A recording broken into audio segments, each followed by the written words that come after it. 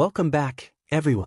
This is your host, the DN WhatIf, here with another exciting fanfiction. Today, we're diving into the story of what if Bakugou hid more than just his injuries? A special shout out to the original creator, Gemstone 9. This is the permission statement by the author in written. Please make sure to show your support by checking out their work from the description. If you enjoy this video, don't forget to hit that like button and subscribe for more fanfiction content just like this. Now, let's get started with the fanfic. The first time Katsuki Bakugou come in to visit Recovery Girl, he was far more damaged than he spoke off. Recovery Girl could tell since he was much more tired after her healing than she expected him to be. He had only broken his ankle, along with a few other minor cuts and bruises. It was nothing to be concerned about. Chiyu Shizenji had healed much worse injuries with no problem, Midoriya being the most recent of examples. Yet, when Shizenji pressed her lips to Bakugou's cheek, he almost fell over from the sudden wave of exhaustion, barely catching himself on the railing of the wall. Shizenji attempted to convince him to sit down, but with his usual loud and foul-mouthed voice, Bakugou insisted he was fine and stormed out of the room. Whatever injuries had caused such exhaustion would already be gone with her healing, so Shizenji saw no point in chasing after him to investigate. Besides, she said to herself, it's probably just a one-off problem. It wasn't until the fourth overly exhausted visit that she started to become concerned. Bakugou, despite his seemingly impulsive nature, was a very cautious student. He rarely received injuries during training, and when he did they tended to be smaller than those of the rest of the class. After seeing Bakugou consistently become too tired after relatively minor injuries, a few alarm bells started to go off in Shizenji's mind. Knowing the boy's bull-headed instincts, Shizenji continued on without asking him about it. However, she did insist on a full-body checkup before each healing session. She hid it under the guise of a new policy that Nedzu implemented, giving fake complaints about complicating the system. Bakugou seemed content enough with her own falsified grievances and complied to the request with little resistance. This is when Recovery Girl became especially concerned. Her first full-body inspection of Bakugou didn't prove to have many results. There were a few larger bruises than she had expected, but nothing out of the ordinary for a top student in the hero course. It was only on the following Monday that she discovered an obvious culprit of the exhaustion. Bakugou had seemed particularly hesitant to take off his shirt that afternoon, but, after increasing pressure from Shizenji, he eventually complied with a few mumbled profanities. There was a shocking black and purple bruise across the boy's stomach and side. It stretched from the edge of his navel to almost the end of his armpit. After pressing along his chest and side, Shizenji was remiss to discover he also had 2 broken ribs along that same side. The injury itself was no cause for concern, despite the large area it consumed. Most students in the hero course inevitably ended up with large bruises and cracked ribs, so she wasn't concerned about the existence of the injury itself. Rather, Shizenji was concerned by Bakugou's unwillingness to inform her of his injuries. He had walked into her office as if nothing had been wrong other than the strained muscles of his forearms as a consequence of his quirk. When she asked about what injuries he knew of, he neglected to mention the obvious one she had now discovered. And when she finally faced Bakugou to ask about why he didn't mention the bruise, he had answered simply. Didn't seem like an issue, he said, accompanied by a nonchalant shrug. For the time being, Shizenji had let it be. She quickly healed his torso and led him out the door. Once he was in the hallway, and out of sight, Shizenji quickly waddled over to her office computer and began to type up a new file for Katsuki Bakugou. After that, Shizenji began to watch Bakugou like a hawk. Well, as close to a hawk as she could get to at her age. She continued the full-body checkups, but now she was keeping a full record of all injuries purposefully unreported by Bakugou himself. She was also watching the backlog recordings of all the training sessions the boy took part in. As the designated nurse of UA, she had access to all records pertaining to the hero course training, just in case it would ever help for strange or difficult injuries. While Bakugou's injuries were no stranger or more difficult than the rest of his class, his mysterious hesitance to get said injuries reported or healed was becoming increasingly frustrating. As Recovery Girl watched Bakugou's fights, she found a concerning number of the boy's injuries were unexplainable from any in-class training. Many students did participate in after-school sparring sessions with one another, but Bakugou was the top fighter in his class. For him to have so many large and unexplainable injuries caused by non-quirk usage sparring battles seemed unlikely, at the least. Shizenji had yet to bring up her concern to Bakugou himself. She feared such action would only cause him to stop coming to her office at all. Regardless of Aizawa's insistence, the boy needed to go more often. But the mounting count of unexplained injuries was beginning to give her a headache, and she was completely uncertain what to do about them. The injuries themselves were no cause for concern, so there was yet to be an official reason to create an investigation report. Despite all that, there was a growing feeling in her gut that something needed to happen with her new records. So with a resigned sigh, Shizenji sat down at her office computer. She gathered together the different reports of injuries and full explanations as to her concerns, including video footage to prove that there was no possible way certain injuries could be caused by school-issued training. She hesitantly sorted through the most important sections and sent them off to Bakugou's homeroom teacher, Mr. Aizawa. Shoyuta Aizawa did not consider himself a very patient person. He was antisocial, grumpy, and a complete sloth most of the time. He had become famous for his short fuse with hero students in particular, having expelled an entire class of students one year. Despite this, despite all the stupid decisions, despite the countless nights of lost sleep, every student of his current class 1A was still attending the school. It truly was a miracle all on its own. However, there were times, some very close times, where he really did consider throwing certain students over a cliffside, just so he could get the satisfaction of watching them feel the same bewilderment that he often did about them. Midoriya was the most frequent visitor of this thought, but at the moment the intrusive urge was directed at his top student, Katsuki Bakugou. Shoyuta had just received a disturbingly long report from Recovery Girl about Bakugou. It contained reports of various injuries dating back about a month. Almost all of them were not immediately explainable, according to Recovery Girl. Just the simple action of scrolling through the pages of reports made Shoyuta tired. Bakugou had consistently been one of his less troublesome students. Despite some damaged school property, he was largely a very well-behaved kid. He followed instructions to the letter, and while he wasn't the best at handling criticism, he still worked hard on everything Shoyuta pointed out. To discover the boy had apparently been hiding injuries from some unknown source was causing the man some Midoriya-level stress. Regardless of the admittingly concerning behavior, Shoyuta didn't feel the need to dive too deep into this problem. Bakugou seemed like a responsible enough person, so Shoyuta took the out that he was given and decided to leave the problem be. He contacted Recovery Girl, asking her to keep up with it. Reports she was already creating and inform him if anything especially concerning came about. With that handled, he shut down his computer for the day and crawled straight into bed. Since All Might had begun teaching at UA, his hero senses seemed to be going off almost every day after the last school hour. Toshinori normally prided himself in his ability to follow his hero instincts without question, but he ran into a conundrum. He tried to understand where the danger might be, why it always happened at the same hour, and especially who he was supposed to be protecting. Toshinori only knew one thing: it had something to do with one of his students in Class 1A. He was in charge of Class 1 as last course of the school day, and after some minor testing, he determined that his hero senses only became alert after Class 1A had started to leave for the day. Toshinori's immediate assumption was that it must have something to do with young Midoriya. After all, the boy had just received a very powerful quirk. It only made sense that he might be in consistent danger while away from All Might himself. But every time he examined Midoriya, watched him walk out of the locker rooms, and head past the gates of the school, All Might still had a sinking feeling of dread well in his gut. After some hesitance, Toshinori decided that he had to investigate further.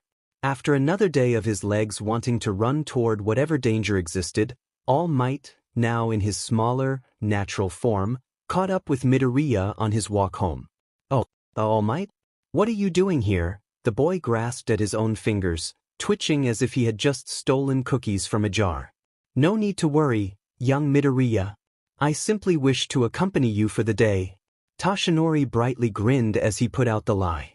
He didn't wish to frighten the young man with his own worries. Okay." Midoriya returned his own solid grin before turning back to the road before them. They walked in silence for a few minutes as Toshinori contemplated how to begin his mini-interrogation without alerting the child to his intentions. Midoriya was a very observant young man, and by attempting to hide something, Toshinori worried that he would only be making the boy more nervous than he already was. Any question would have to fall on a very fine line of nonchalant and specific. His hero senses only seemed to go off at the end of the school day, when the students would begin to go home. Of course, in order for any of the students to be in danger, whoever it is must not have been going home to where it would be safe anyway. Young Midoriya, All Might started. What is it you normally do after school on most days? The green-haired child looked up at him curiously before his eyes started to slightly sparkle. Well, normally I'll start on homework as soon as I get home. I always tend to procrastinate if I don't get it done right away. I'll usually start with one of my science classes, since that's the hardest subject for me. He continued to speak of his homework and his schedule with a bright smile, excited to tell the hero figure anything he could. Unfortunately for the boy, Toshinori only half listened to the described timetable. As Midoriya continued to speak, Toshinori couldn't seem to find anything that would trigger any heroic instincts to fester every day. Then my mom will usually come home around then and we'll have dinner and do something like watch a movie or play a game, just to get in some time together. Is there anything you do outside of your home? Some type of training perhaps? Toshinori asked the question without thinking, because Midoriya stopped in his tracks. Oh, well, not anything super consistent outside of school, but I figured the hero training at UA would be enough for every day. But, well, if you think I should be doing more I can. The boy looked at him with wide, pleading eyes. Oh no, young Midoriya, I didn't mean it that way at all. I was simply curious is all. No need to overwork yourself at all. Your schedule sounds perfectly great. Toshinori waved his hands in front of him in some desperate attempt to amend the misunderstanding more quickly. Don't worry, All Might. I'll go train right away and it'll be great, just you wait. Without another word, Midoriya ran off down the street. Toshinori looked on in shock before putting his head in his hands. That conversation hadn't gone to plan at all. But even disregarding the misunderstanding, Toshinori only found himself more confused about his situation than before. Midoriya, despite the nervous energy he still held around the hero, seemed safe and happy. From what he could tell, there really was no reason to suspect any danger around the boy. Midoriya seemed perfectly content to be walking home alone, and didn't appear frightened in any way until All Might had come to walk beside him. It simply didn't make sense to Toshinori. A sudden twinge raged through All Might's chest, and he snapped his head up to face his surroundings. It seemed he had walked without thinking, and was standing on the street where young Midoriya lived. The pull in his chest spread to his legs and Toshinori began to walk along the streetway. The sudden reappearance of his hero senses did not bring any light to the situation at hand. It was clear that Midoriya was in no danger, yet his instincts brought him close to the boy's home anyway. He continued to walk, and walk and walk and walk, until he was, surprisingly, no longer near Midoriya's home. He was now in a much richer neighborhood. Rather than bleak apartments, there were now larger, more comfortable homes. Toshinori began to question his hero senses, wondering if they were passing along to Midoriya with one for all. He had left UA in an attempt to receive answers, and now he only had more questions. He determinedly turned around, stubbornly ignoring the urge to go back and fight, whatever it was he was supposed to fight. He once again questioned the current validity of his instincts. It was a week later that Toshinori finally started to receive some answers. It had been a particularly tough day in the hero course. Many students had ended up visiting Recovery Girl after his class. A few were required to stay an hour later so that their tiredness after the healing quirk could wear off enough to go home safely. However, one student was required to stay even longer. Katsuki Bakugou sat on the edge of an infirmary bed, stubbornly not resting as he was supposed to. He held a tight scowl on his face, and had crossed his bruised arms across his chest defensively. He was staring down at the floor like it had personally offended him, and Toshinori almost felt as if he should attempt to stop the tile from melting. Recovery Girl came down into the room to address Bakugou, pointedly not mentioning that he should have been lying down. It's clear that you don't intend on sleeping, and I'm afraid keeping you here will only cause you more weakness as a result. I don't like doing it, but I must concede today. You can go home now." Bakugou victoriously stood to grab his bag, and muttered out a quiet fucking finally as he walked out of the infirmary doors. Just as Toshinori heard the quiet click of the door, his legs started screaming at him to follow the boy out the door. It had just now occurred to All Might that in the hours after his class today, not once had his hero senses gone off like they normally would these past weeks. It hadn't occurred to Toshinori that Bakugou was the only student who hadn't left yet, and now that he had, he felt the urge to protect him. Toshinori stood there for a long minute in confusion. What could Bakugou possibly be in danger of? On such a constant basis, the hero honestly couldn't think of anything. He stood there in the infirmary dumbly until Recovery Girl came over and tapped him on the hip. "Is there something you need, Toshinori, or should I close up for today?" The hero looked down to the short women and quickly straightened up. "I apologize, dear Shizenji. I was simply lost in thought thinking after some of my students." "Shizenji? Why was it that you kept young Bakugou out longer than the rest of them?" Her face suddenly gained a frustrated grimace and she turned away and clicked her tongue at the floor. "It's absolutely the oddest thing. The boy has shown up with various, unexplained injuries and stubbornly refuses to ever tell me about them." She began to collect a few stray items and put them away, all with the grimace still on her face. "I'm always forced to inspect him before I can ever do any healing for fear that he'll pass out if I try anything." Toshinori was shocked. Bakugou was the type to comb through anything that might prohibit his training. This new information, combined with his hero sense's still insistent urge to follow the boy, led Toshinori down into a confusing tizzel of thoughts. Obviously, there was something in play to cause Bakugou to not report injuries, but Toshinori was very hesitant to let his hero senses get ahead of him and claim the boy was in danger. With a quick goodbye to Recovery Girl, All Might left the infirmary and desperately resisted the urge to follow Bakugou off the school grounds. Uraraka had never been more angry in her life. She was determined. She was intelligent. Her quirk had immense potential. She was fighting her absolute hardest, and the only one who seemed to recognize any of that was Bakugou. Bakugou, who shouted at the class for the smallest of inconveniences. Bakugou, who acted like he was above everyone. Bakugou, who insulted Deku at every opportunity he got. Bakugou, who Akiko thought she hated. Yet here he was, giving her the fight she deserved, despite the jeering crowd that was calling him a dick, a woman-beater, a villain. Aizawa-sensei finally chimed in over the speakers and pointed out their hypocrisy. It shut a lot of them up, but every time she got hit back by one of Bakugou's explosions she always heard another round of boos from a few people. It only made her more determined to win. Akiko came at him from every angle she could, pulling up the resulting debris. Pulling his eyes to the ground as she charged at him again and again and again. This was her chance. Another explosion pushed her back across the field, and she stood to catch her breath before she finally released. The debris fell from the sky in every direction and she charged. Running straight for his legs, his eyes flew to the sky to watch the chaos. A smile started to pull on her face as she felt the start of her victory. Until she felt the boom. There was a blinding white light and she was pushed farther than she had the whole round. Digging her feet into the ground she fell to her hands and knees, her vision suddenly filled with spots. She looked up to see only small pebbles falling to the ground now. She pushed herself up, her head suddenly feeling heavy, and her vision widening out. She took a few steps forward. Bakugou put his hands up in defense, but his face was neutral, calm. Uraraka gritted her teeth. She took a few more steps forward. She had to win. She had to. Akiko woke up in the infirmary. The yellowed ceiling appeared as she slowly opened her eyes. She slightly sat up to look around before suddenly realizing who won the fight. She froze for a second before slumping back down onto the bed. She reflected on the fight, on what she did, on what Bakugou did. The reaction of the audience slipped into her mind. She ended up proving them right. She couldn't beat Bakugou. She didn't come close to beating him.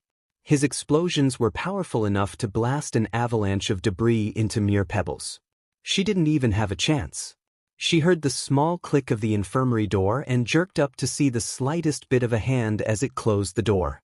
Of course, he leaves just as you wake up. Uraraka looked to the right to see Recovery Girl looking at the door as well. The boy waits here for half an hour and doesn't even let you say hi. She shakes her head as she turns away. Who was it? Akiko looked back at the door. Bakugou, of course. Akiko whipped back around at Recovery Girl's words. He probably wouldn't admit it for the life of him, but he wanted to make sure you were okay after fainting like that at the end of your match. Akiko stared. Recovery Girl didn't answer as she walked over to Akiko and pulled her chin down to examine her face. You seem well enough now, you can leave if you wish. The next round should be starting soon. She stalked away, grabbing some things next to Akiko before going further into the infirmary. Uraraka sat there dumbfounded. Once again, Bakugou displayed behavior that was different from everything she had ever seen from him. He never seemed like he cared for anyone's well-being, let alone his opponent in a battle. Uraraka thought she hated him, but now she didn't know what to think. He was still awful. He still disrespected her friends. He still did all those horrible things to Deku. But there was something there she just wasn't quite seeing. She hopped up from the infirmary bed and ran for the door. She barreled into the hall, looking in all directions. She caught the tail end of a dandelion head turning a corner, and ran down the hall calling after him. She swiveled around the corner to find Bakugou only a few feet away with a crease in his brow. The fuck do you want, round face? He questioned. Well, Akiko suddenly felt her nerves tightening. I just wanted to thank you. For what? Beating your ass? Well, yeah, kind of, she laughed. I mean, for giving me a serious fight? Bakugou straightened, but his face seemed to twist up even more. All of those people out there didn't consider me a threatening opponent to you. And they may have been right, but you still gave it your all, so thank you. He stared at her for a moment, tightening his jaw, seemingly searching for something. After a minute or so, his shoulders relaxed, and he let out a breath. The only person I've ever been scared of is a woman. I'm not going to make the same mistake as those fuckers. The confession shocked Akiko. Who would you be scared of? Bakugou's scowl returned before he turned away, and started to walk back down the hall. She stared after him, wondering about the sudden vulnerability. She shrugged. Everyone has people they're scared of after all. The UA Sports Festival was always a busy time for Recovery Girl, and Shizenji knew that this year she would probably be fixing more broken bones than scrapes and bruises. She knew this because today Class 1A would be participating. She had never seen such a class of terrifyingly determined and self-sacrificial students in all of her life. On the morning of the sports festival, Shizenji made sure to take a few extra pills from her daily prescriptions. Midoriya, unsurprisingly, made an absolute mess of himself. Of course, Shizenji had been expecting him to go all out, but she had never needed to perform surgery on a student before, and it had terrified her. She made sure to berate both him and his mentor. All Might had a lot to learn about teaching young and determined heroes. Her only regret was that Midnight had not been there to receive a similar berating. As the mediator, Midnight should have called such an obviously self-destructive match long before the team needed surgery. Regardless, Shizenji would make sure to find her afterward. The moment she realized Todoroki, the user of the strongest quirk in Class 1A, and Bakugou, the most destructive student of Class 1A, were going up against each other, she wanted to quit. She held strong only because she knew those two boys would need her help after their rampage. She watched the small screen in her infirmary office. Bakugou was passionate, as per usual. However, Todoroki, difficult to read as he may be, seemed to be slower than usual, and Bakugou only seemed to grow angrier as the match went on. With Todoroki off his game, it was not a complete surprise to see Bakugou win the match. Bakugou following Todoroki out of bounds, yelling, screaming, and hauling the boy up by his uniform, however, was quite surprising to everyone. Midnight hurriedly tore the sleeve of her costume and sent out the soporific fumes of her quirk, and Bakugou dropped like a leaf. Shizenji hopped out of her seat, walking through the infirmary and guiding some of her volunteers to the door of the arena. It started to open as her carriers brought in both Todoroki and Bakugou. She sent her volunteers to check after Bakugou, as his only ailment was being knocked out by Midnight, while she looked over Todoroki. He seemed well enough. He was probably knocked out more from the shockwave of the explosion rather than head trauma, which she had been worried about. She had just started the routine check when Hina, one of her volunteers, made a startled noise. Recovery girl? Hina called. Yes, dear? She responded. He's not breathing. She gestured to Bakugou on the carrier. Shizenji dropped Todoroki's arm as she rushed over to Bakugou. She put her hand on his chest and a finger under his nose. He was still. Completely and totally still. She pulled her fingers to his wrist, checking for a pulse. His heartbeat was slow, much too slow to be healthy. She turned to Hina. Start chest compressions. She pointed to one of her male volunteers, get me the file for Bakugou Katsuki in that cabinet. Shizenji began to tilt Bakugou's head back. She lifted her fingers from his wrist to his neck to continue monitoring his pulse. Another of her volunteers came by Hina's side to take over emergency breaths. It wasn't long before her volunteer came back with Bakugou's file. He handed it to Shizenji before taking over to monitor Bakugou's pulse. Shizenji looked over Bakugou's file, searching for allergies, conditions, anything. She watched the fight. Bakugou barely got a scratch on him. She didn't see anything that might have cause. Quirk, explosions. His palms have a flint-like texture that causes enough friction to ignite his sweat glands, which secrete a substance very similar to nitroglycerin. Nitroglycerin. Ichi, grab the EpiPens from the back. She yelled. EpiPens? Is this an allergic weak dash? Just go. The boy launched himself away from Bakugou, racing to the back of the infirmary. Sarah, I need you to split the pants over his left thigh here. The girl's Quirk quickly pulled the fabric apart to reveal the boy's leg. Ichi was running back to them with a box of newly opened EpiPens. He quickly handed her the first one he could grab. She uncapped the pen and quickly jabbed it into Bakugou's thigh. Pulse jumped up, Hina says, her fingers on the boy's wrist. He's still not breathing, Sarah interjects. Shizenji gestures for Eiichi to give her another EpiPen. He does, and she once again administers the needle into Bakugou's thigh. Pulse jumped again. Bakugou suddenly lurched from the carrier, quickly breathing in and trying to push himself up. Hold him down. Shizenji pushes on the boy's shoulder as her volunteers work to hold the rest of him to the carrier. Bakugou, I need you to calm down. You've just been given large doses of adrenaline. If you don't calm down, you might go into cardiac arrest. Please just stay here and listen to my voice. Bakugou's eyes clear as he looks down at Shizenji. His muscles relax, and the volunteers let go of him as he slumps back onto the carrier. What the fuck just happened? He asks. You had just won your match against Todoroki when Midnight used her quirk on you. Are you aware of the side effects of nitroglycerin? Yeah, there's all kinds of shit. It's toxic as fuck. It explodes at nearly everything. It lowers blood pressure dash. That's the one I'm concerned about right now. Shizenji turns to her 3 volunteers. Everything is all right for now. I'll call you back over if I need anything else. For now, you can handle Todoroki over there. She points to the other boy behind her, and the volunteers disperse with a polite nod. She sits on the carrier next to Bakugou. Midnight's quirk emits a soporific substance. When she used it on you, you went out like a light and came into the infirmary not breathing. I suspect it has something to do with your quirk's production of nitroglycerin. I can't even have anesthetics cause of that shit, he scoffed. Shizenji gaped at him. You're aware of this? Of course I am. I've been to the hospital enough times to realize what they can and can't use on me. But your medical file didn't say anything about Dash. My medical file doesn't say shit. His head lobbed in her direction. No one ever writes that stuff down. I'll make sure to put it in immediately. She slid off the carrier.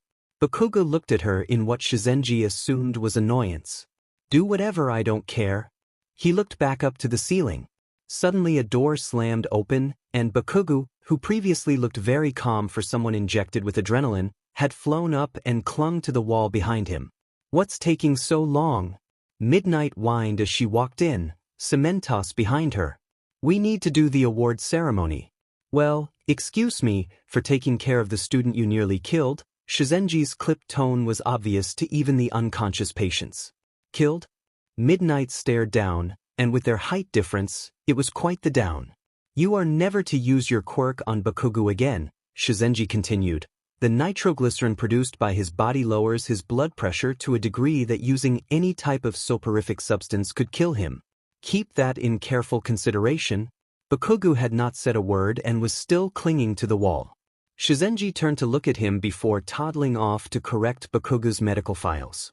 She was extremely displeased to see both Bakugou and Todoroki gone when she returned. Izuku was livid. He gave his all in this competition, almost lost several times, had surgery, and frantically worried over every little thing just so he could end the day watching Kaken be chained to a podium like an animal. Like a dangerous person. Like a villain. Kaken was not a villain. He sat in the stands ignorantly as Bakugou was taken by their own teachers. He smiled ignorantly as the podium rose from the ground. He stood suddenly as the podium revealed Kaken, his best friend, chained, writhing, screaming behind a muzzle. Midoriya leaned over the railing, desperately trying to get closer to his friend. He looked out for Kaken's face, barely catching his eyes before he returned to screaming. Izuku hated what he saw. Kaken had always been capable of a large range of expressions. Midoriya knew this, and had studied it for all of their years growing up together. That's why, when their eyes crossed paths and Izuku didn't see the familiar rage of Kaken's indignance, he knew exactly what was going on. Kaken's glassy-eyed expression could only mean that he was panicking. And Kaken panicking was never a good thing. Midoriya had a decent idea of what Kaken could be panicking about. His eyes wide and furious. His screaming mouth covered by an unrelenting force. His hands bound, itching to explode at anything and everything. The painful crease in his forehead that only occurred as a precursor to even more painful sobs. It was a hauntingly familiar image to Izuku. Midoriya didn't know what to do with the encore of this image. Was he supposed to scream, call out to his friend, ask for help? From who? Who would be there to help besides the people who put him there? The heroes who screamed at him when he fought Uraraka? The heroes who were screaming at him right now? Midoriya was suddenly pulled back into the scene around him. Kaken at the podium, Todoroki and Tokoyami below him, with everyone except Class 1A yelling for some reason or another, the elation of the festival, excitement for the end, a disturbing number against Kaken. All Might was in the arena now, hopping up to Tokoyami, handing him the third-place medal. Midoriya looked down in confusion. Wasn't All Might going to do something? All Might said some words to Tokoyami before moving to the other side for Todoroki's reward. There was no way he missed Kaken. Todoroki gave a small nod of acknowledgement, and All Might finally jumped up to Kaken and took off the muzzle. He wasn't taking off the chains. As soon as the muzzle was gone, Kaken's eyes lit with new fury directed straight at the number one hero. Izuku couldn't hear what he was saying between the distance and the screaming people around him. He could see that Kaken was avoiding the medal, pushing All Might away, demanding he get away. Just like the sludge villain. Izuku couldn't stand to watch it anymore. He pushed away from the rail and stormed out of the seated section for Class 1A. He blocked his ears from the yelling, the accusing, the terrible noises that demanded Kaken was bad, that he should be restrained. As if he hadn't been restrained enough in his life. Izuku sat back against the wall of the hallway, pulling his knees close to chest, his arms over his ears. He wanted the noise to stop, wanted the people to go away, to get away from Kaken. He wanted All Might to get away from Kaken. Izuku didn't know when he stopped breathing. The noises started to drown, and some of the light started to fade. He wanted to help. He needed to help. He needed to save Kaken. Izuku had never saved him when he really needed it. Someone was calling his name. He could hear the distant call of a strained, concerned voice. Midoriya knew what was happening. He had seen enough panic attacks from Kaken to know he needed to keep breathing. He just couldn't get his lungs to move. He couldn't focus on the light of the hallway. He couldn't focus on the red of his shoes. Kaken is red, red like his eyes, red like Antimitsu. Deku, a bundle of brown hair, and concerned eyes filled Midoriya's vision. Deku, I need you to breathe with me. Can you hear what I'm saying? Izuku nodded. Good, now breathe in. Izuku focused on the light of Uraraka's voice. He focused on the slow counting of their breaths. He focused on the soft pink of her cheeks. Pink was a gentle version of red. Alright, keep that up. That's good. She kept guiding his breathing. She spoke soft affirmations into his ear while combing through his hair. Do you know what happened, Midoriya? He considered telling her. He considered talking about Kaken and the sludge villain. He considered telling her how suffocating on greasy, smelly slime felt. He shook his head instead. That's okay, we don't have to worry about that. We can just sit here for now. Are you okay with that? She put her hands on his shoulder. He wanted to scream. He wanted to tell her about Kaken. He wanted to tell her about how his eyes looked. He wanted to tell someone about Kaken's paren. He nodded his head instead. They sat there for a good while. People passed by them in the hallway. Students from Class 1A looked with concern before being waved off by a protective Uraraka. Izuku sat there, not daring to open his mouth. He couldn't risk saying something stupid. Everyone had left the stadium by the time he was ready to stand up. They didn't say anything to each other as they passed through the empty hallways toward the lunch area.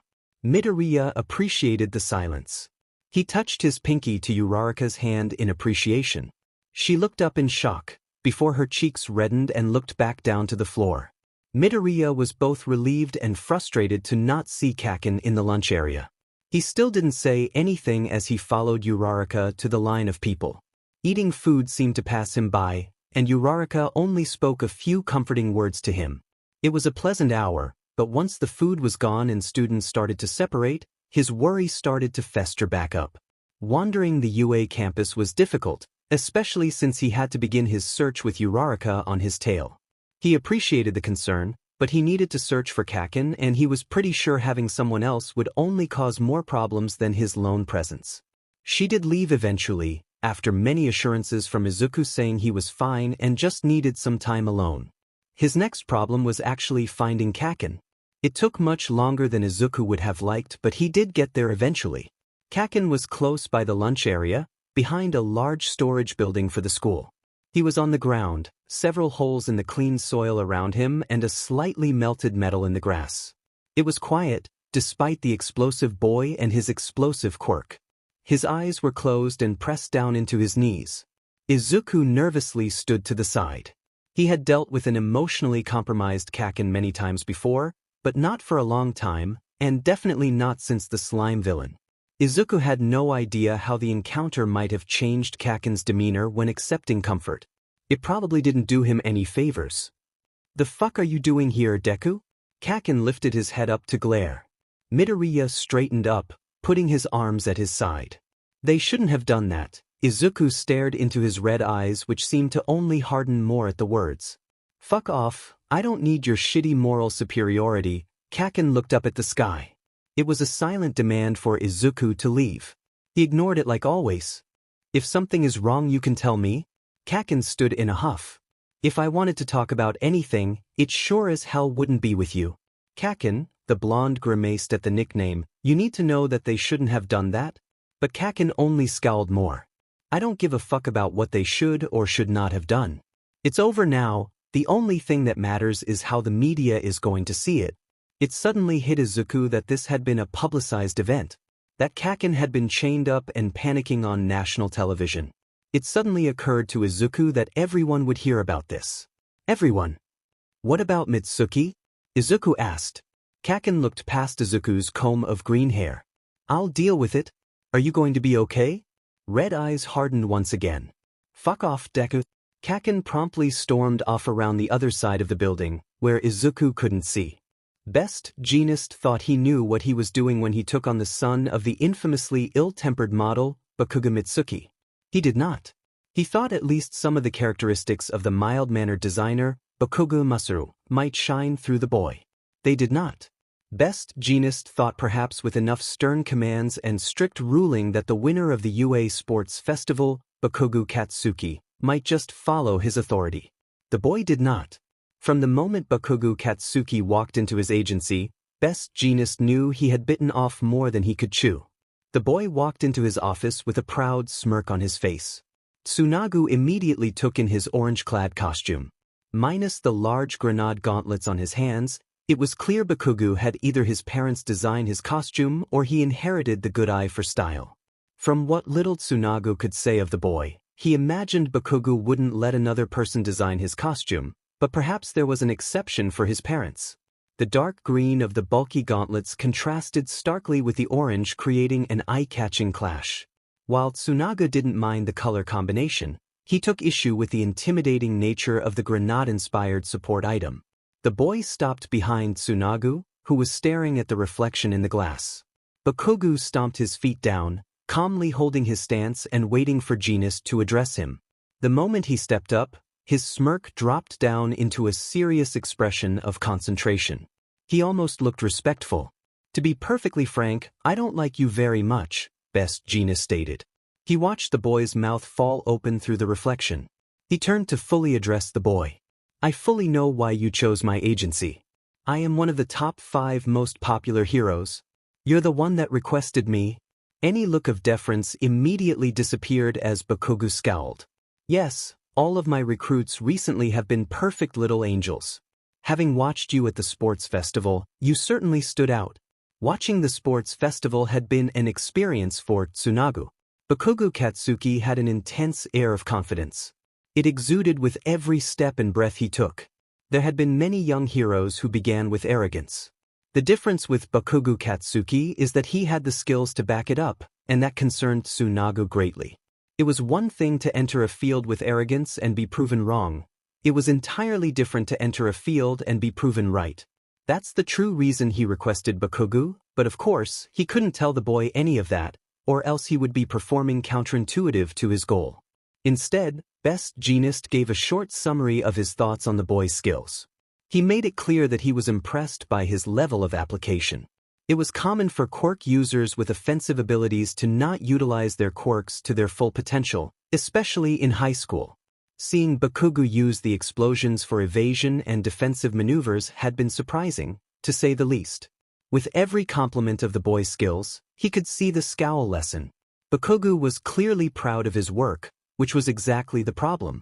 However, Tsunaga continued, "You do have a fatal flaw." The scowl returned. "You believe you are the best, and you display that belief without any regard for how it reflects on you or your image." Tsunaga paused to hit the point more directly. "You have a ferocious nature?" The boy stepped forward. "Don't tell me you brought me here just to give me a lecture." Tsunaga instantly pulled out his strings, stopping the boy in his tracks. Shock instantly flooded Bakugou's expression. His arm and legs struggled against the tight lines of fabric. Tsunaga pulled them tighter, but the boy only seemed to struggle more as he let out a small grunt of frustration. At least, Genist believed it was frustration. He couldn't tell with Bakugou's face turned down towards the floor. "I have to correct people like you?" Bakugou looked back up at Tsunaga's words. "It's my duty as a hero. Your job is simply to watch me." Genist made sure to stare right into the boy's red, furious eyes. "I'll show you what it takes to be a hero." "What in the hell are you doing?" the boy growled. "Isn't it obvious?" Genist answered, "I'm educating you on how to be an exemplary hero. That includes watching the way you speak, your appearance, controlling your emotions, your morals." At that moment, Tsunaga saw something die in Bakugou's eyes. He couldn't quite tell what it was. They still held fury and indignance, but something was missing now, and Tsunaga felt the lost pull at something in his chest. He suddenly wasn't sure what to do with that empty space. Tsunaga was surprised at Bakugou's calm demeanor when Genist released him. He was still glaring and fuming, but he didn't put up as much of a fight as Tsunaga had been expecting. And the odd behavior didn't stop there. From what he saw at the sports festival, Tsunaga expected the child to be rebellious, uncooperative, and overall very difficult. While the boy certainly complained with every request, he still held up every command that Best Genist gave him. Bakugou took care to follow quietly as Genist showed him around the agency, including the room where Bakugou would be staying for the week. Bakugou glared at every human being who dared to look at him but still introduced himself with all the proper niceties to Genist's sidekicks.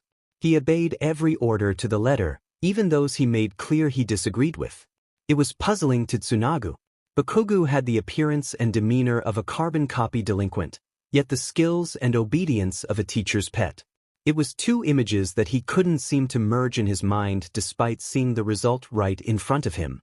When Best Genist requested Bakugou, he expected a petulant, spoiled child who he'd have to rein in with strict rules and harsh punishments. Yet the only thing Tsunago could see before him was an eager teenager who took every opportunity to prove he could do anything that was asked of him. First things first, he directed at Bakugou, "Your hair." "What about my hair?" he asked. "It's not presentable enough for my agency," he concluded. "While I am a hero, I am also a designer and my reputation requires a certain standard of appearance." He pointed to a chair in the room. "If you would sit down." Bakugou looked at the chair with disgust, but he still sat down with a frown on his face and his nose in the air. Tsunago immediately got started. He grabbed a comb and started to whisk it through the blonde spikes. They were considerably softer than Genist had been expecting. For a natural blonde, Bakugou's hair was also surprisingly thick. It made it difficult for Genist's comb to get through the locks, but the unexpected cleanliness did help. He moved the hair where he wanted it to go, but it never seemed to stay. He got it wet. He used gel, hairspray, anything that could make the explosion of fibers tamer, but nothing worked. Bakugou stayed quiet during the operation. Every once in a while he would make a noise as Genist pulled the hair a bit too roughly or poured another load of gel on his head. While Tsunago hadn't been expecting kicking and screaming, he still thought the boy would put up some fight over having his appearance drastically changed, especially since the boy seemed so intent on creating such a rough image. It wasn't until Genist started to reach for the scissors that Bakugou spoke up. "If you cut a single hair on my head, I swear to God I will blow this room to pieces," he exclaimed. The sudden shout spooked some of his sidekicks that were watching on the side. "All right." Tsunago put the scissors back down. "If that's how you feel, I won't cut your hair." Bakugou stared at the scissors for another moment before slumping back down into the chair. Tsunago grabbed the gel again and went back to the spikes. He did eventually get the hair where he wanted it, and Genist had never felt more successful. The moment Genist said it was done, Bakugou rocketed out of the chair. The rest of the day went far easier. Bakugou continued to be grumbly but obedient, and Genist went through the various protocols of an internship. He directed him through the basic process of the day and went through the more important rules of staying at the agency. The first day of an internship was always normal, but Genist liked the monotony of it compared to dealing with Bakugou's hair. The next day wasn't necessarily better. Bakugou was obviously a morning person. Tsunago came into the agency's kitchen only to find a fully dressed blonde teen making breakfast for himself. He acknowledged the boy with a nod and was greeted with a small grunt. Soon after Best Genist was in his hero costume ready to show Bakugou the routines and purposes of patrolling. There was only one minor problem. "I'm going to need you to leave the gauntlets," Tsunago told the boy. "Huh." Bakugou had been fiddling with the hold when he looked up at Best Genist. "The gauntlets. My number one objective for this internship is to help improve your abilities with public perception. Carrying around two giant support weapons shaped after the look of grenades is not very reassuring to the public. But I want them off before we leave for patrol." He stepped forward.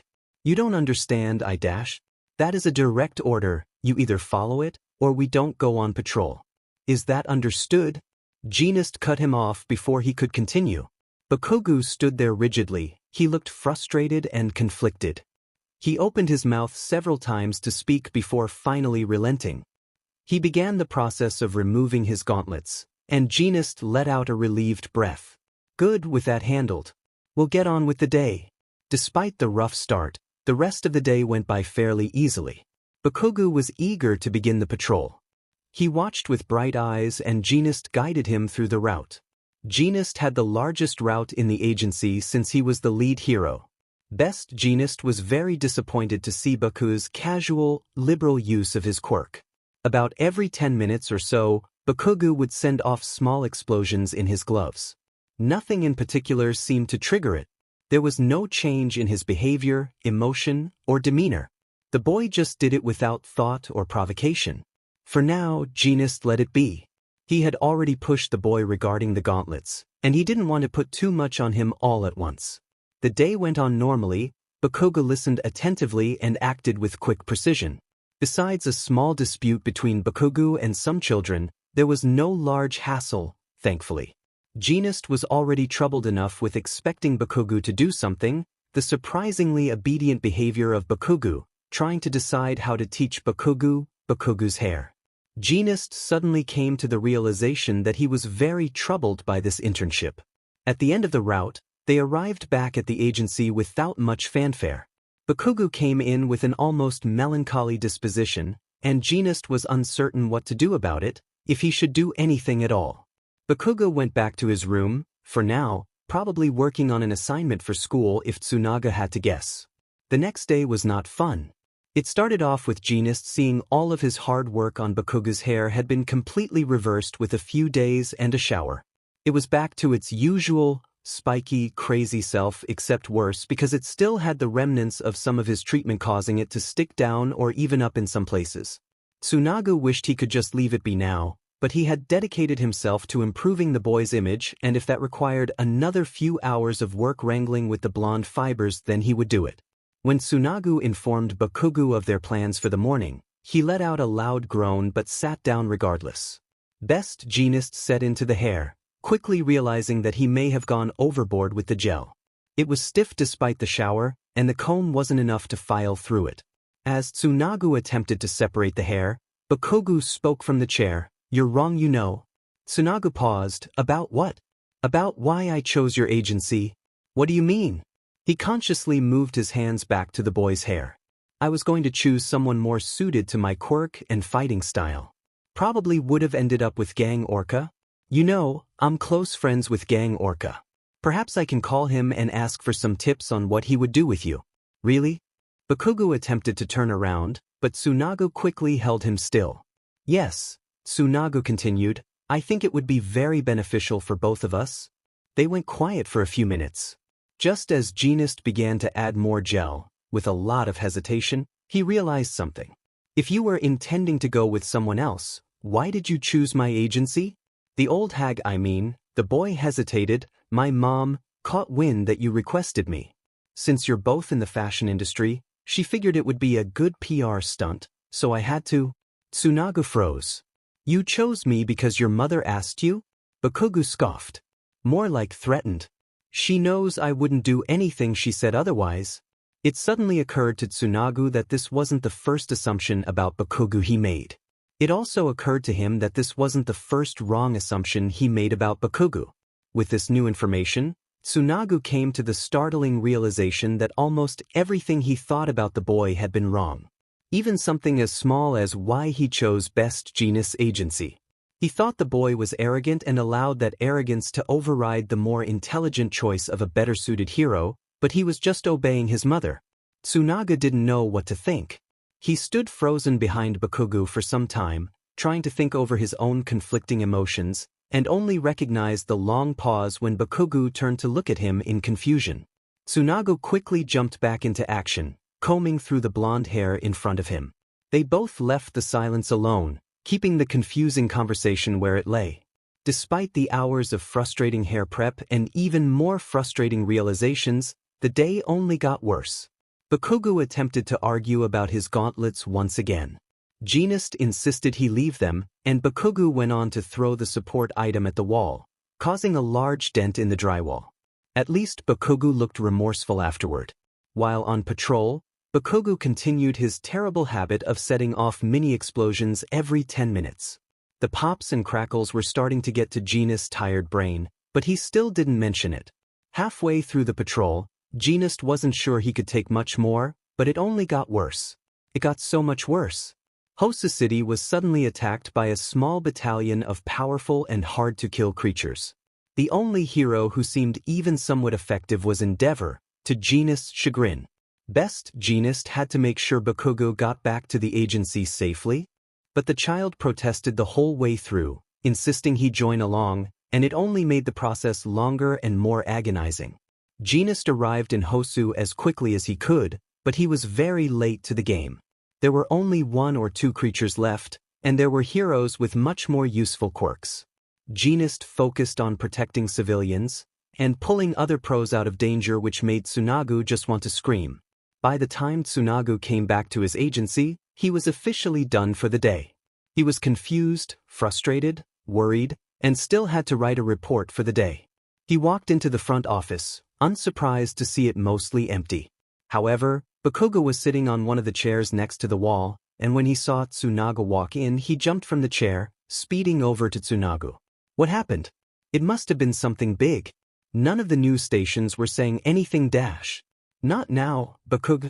Tsunaga waved him away, and the boy stopped behind him, not following Tsunaga into the back. Despite how tired he felt, Tsunaga didn't sleep well that night. Regrets on how he handled Hosu, and how others handled Hosu. Regrets about his internship with Bakugou, not understanding the boy, especially not understanding how to help him. It all consumed his thoughts, and Genist was lucky to get just 2 hours of sleep before he started the next day, which left him in a terrible state to deal with the chaos that was Bakugou. It was clear that Bakugou was attempting to complain less and make it easier for Genist. He appreciated it, he really did, but it seemed every small look and negative word from Bakugou set off all of Tsunaga's nerves, particularly during patrol. It was the same habit. Small explosions every 10 minutes. Every time that Tsunaga thought he forgot about it, he heard the distinctive pop of sparks. Normally he would leave it alone, he had been leaving it alone, but they had just faced a large-scale attack. The public feeling safe and comfortable after Hosu was the top priority, and setting off random explosions was the last thing that would make the public feel safe. Bakugou.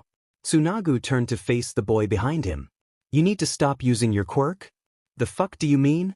Bakugou asked. Language. Tsunaga responded. But right now we need to let the public know that we are doing well after the attack yesterday. You making explosions is not helping that. I can't just dash. Please, Bakugou. I don't have the energy or the time to argue with you. Tsunaga turned away to walk the route again. It passed the 10-minute mark with no explosions, and Tsunaga thought he'd finally be able to calm down. But 5 minutes later, Tsunaga heard the biggest explosion of that day. It was still fairly small, but it was distinctly louder. From then on, the schedule shifted from explosions every 10 minutes to every 15 minutes. Tsunaga genuinely couldn't tell if Bakugou was trying to upset him or not, so he let it be, hoping that the boy would eventually get bored. The explosions did not stop. They continued every 15 minutes until they got back to the agency. He quickly walked through the doors. People were going back and forth from door to door and out the elevator, but in the back, next to the front desk, was one of Tsunaga's longtime sidekicks. Daisuke, you're back from America early. Tsunaga shook the young man's hand. Yeah, the man chuckled. My sister was hysterical about me leaving, but I just had to come back and visit my cats, you know?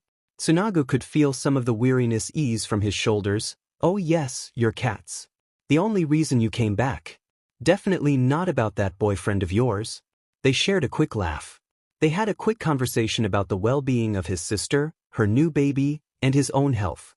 Tsunaga was greatly enjoying the surprising company when he was starkly reminded of his other company when there was a low grumble behind him. Ah, Daisuke, this is Bakugou, my current intern. Daisuke reached out his hand once again towards Bakugou. Bakugou stared at the outstretched hand for a minute. Tsunaga cleared his throat, trying to push the boy to shake it.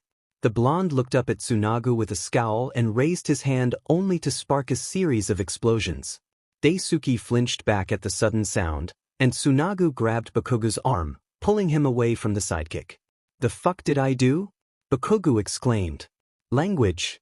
Tsunaga pulled him into a secluded office room and placed Bakugou in front of the wall. And what you did was threaten someone without provocation? What? The teen's face pulled into a confused grimace. You threatened my sidekick with your quirk? The grimace fell. You have no idea what you're talking about. I know exactly what I saw, which was you using your explosive quirk towards my sidekick after he attempted to kindly introduce himself. Would you rather I accept the handshake with my bare hand? Bakugou shook the gloved extremity for emphasis. Yes, exactly. Tsunaga crossed his arms. His jaw dropped. You really do have no idea what you're talking about. When it comes to being nice, I know quite a lot, considering it's half my job. You smile, you are considerate, you shake someone's hand when they offer it to you.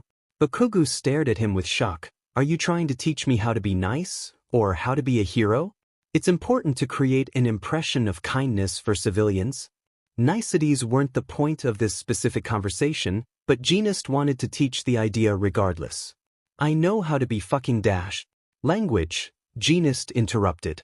I know how to be nice, the boy grumbled.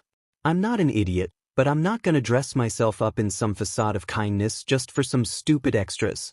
Kindness should not be a facade, Bakugou, Best Jeanist scolded. That's not what I'm saying, he growled. Then what are you saying? I'm saying that people have a faulty perspective on what kindness is. He yelled. They think just because you smile and say some nice words that you're somehow a good person. I'm not going to play into a lie. Tsunaga paused, he pulled slightly away from him. What is kindness to you, Bakugou? The teen took notice of the sudden change in Tsunaga's tone. Bakugou straightened, glaring daggers, but quieting his tone. Kindness is listening to what someone needs without questioning it, without pushing or prodding for a reason. It's doing what they say because they asked you to, and not trying to convince them to ask for something else. Tsunaga blinked. It was odd to find something they didn't fully disagree on. Tsunaga stared at the boy, trying to find where the sudden bout of wisdom came from. Bakugou eventually looked away. What if they can't fulfill the request? Tsunaga asked. If they can't do it, then obviously say no, that's understandable, but you shouldn't try to convince them into wanting something else just because it makes you uncomfortable. Bakugou's behavior suddenly made a lot more sense. He grumbled, complained, and disagreed, but he always did what was asked. He never questioned why Jeanist was doing something, he did it under the expectation that there was a reason. Bakugou was being kind to him. It occurred to him that there were only 3 things that the boy directly disobeyed him on. Bakugou, the boy looked back up at him. Is there a reason you keep setting off small explosions in your hands? I sweat nitroglycerin. The scowl started to slip as he spoke. It's an extremely toxic substance. If anyone were to touch it, then they could get hurt. I have to spark off before I touch anyone or anything. What about the gauntlets? Bakugou sighed. You kept talking about appearances. The gauntlets help collect my sweat, so I don't have to worry about sparking off. I figured using an explosive quirk might intimidate the public, but you seem to think the gauntlets would do the same, so I left them. And your hair? Bakugou froze. He opened his mouth to speak before closing it again and turning his gaze away. It took a few more moments before he grumbled a quick, I like my hair. Tsunaga could tell there was more to it than that, but he didn't pry. It was obvious Bakugou didn't want to tell him why he wanted his hair the same, and Tsunaga wanted to uphold Bakugou's definition of kindness. Tsunaga got down on his knees to better level out their height difference.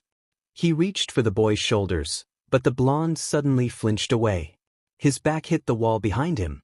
Bakugou shifted through several expressions, too quickly for Jeanist to tell what they were, and then looked down, hiding his face. Bakugou? He questioned. What? The boy was glaring at him now. This gaze held more malice and fury than any other look the boy had given him that week, but Tsunaga could see something else there too. A small, but vulnerable, bit of shame. Shame for what, Jeanist couldn't tell, but it was there. I apologize for getting angry with you, Bakugou, he settled for their conversation. I shouldn't have assumed you did anything with ill intent. The glare began to soften as Bakugou searched his face warily.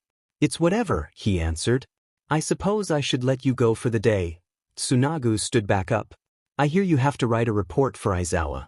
I suggest you get started on that. They looked at each other a moment more before Bakugou nodded an affirmative and started the walk back to his temporary agency room. On the last day of Bakugou Katsuki's internship with Best Jeanist, Tsunaga realized that he knew absolutely nothing about the boy. Gang Orca had always been fond of children, teenagers especially.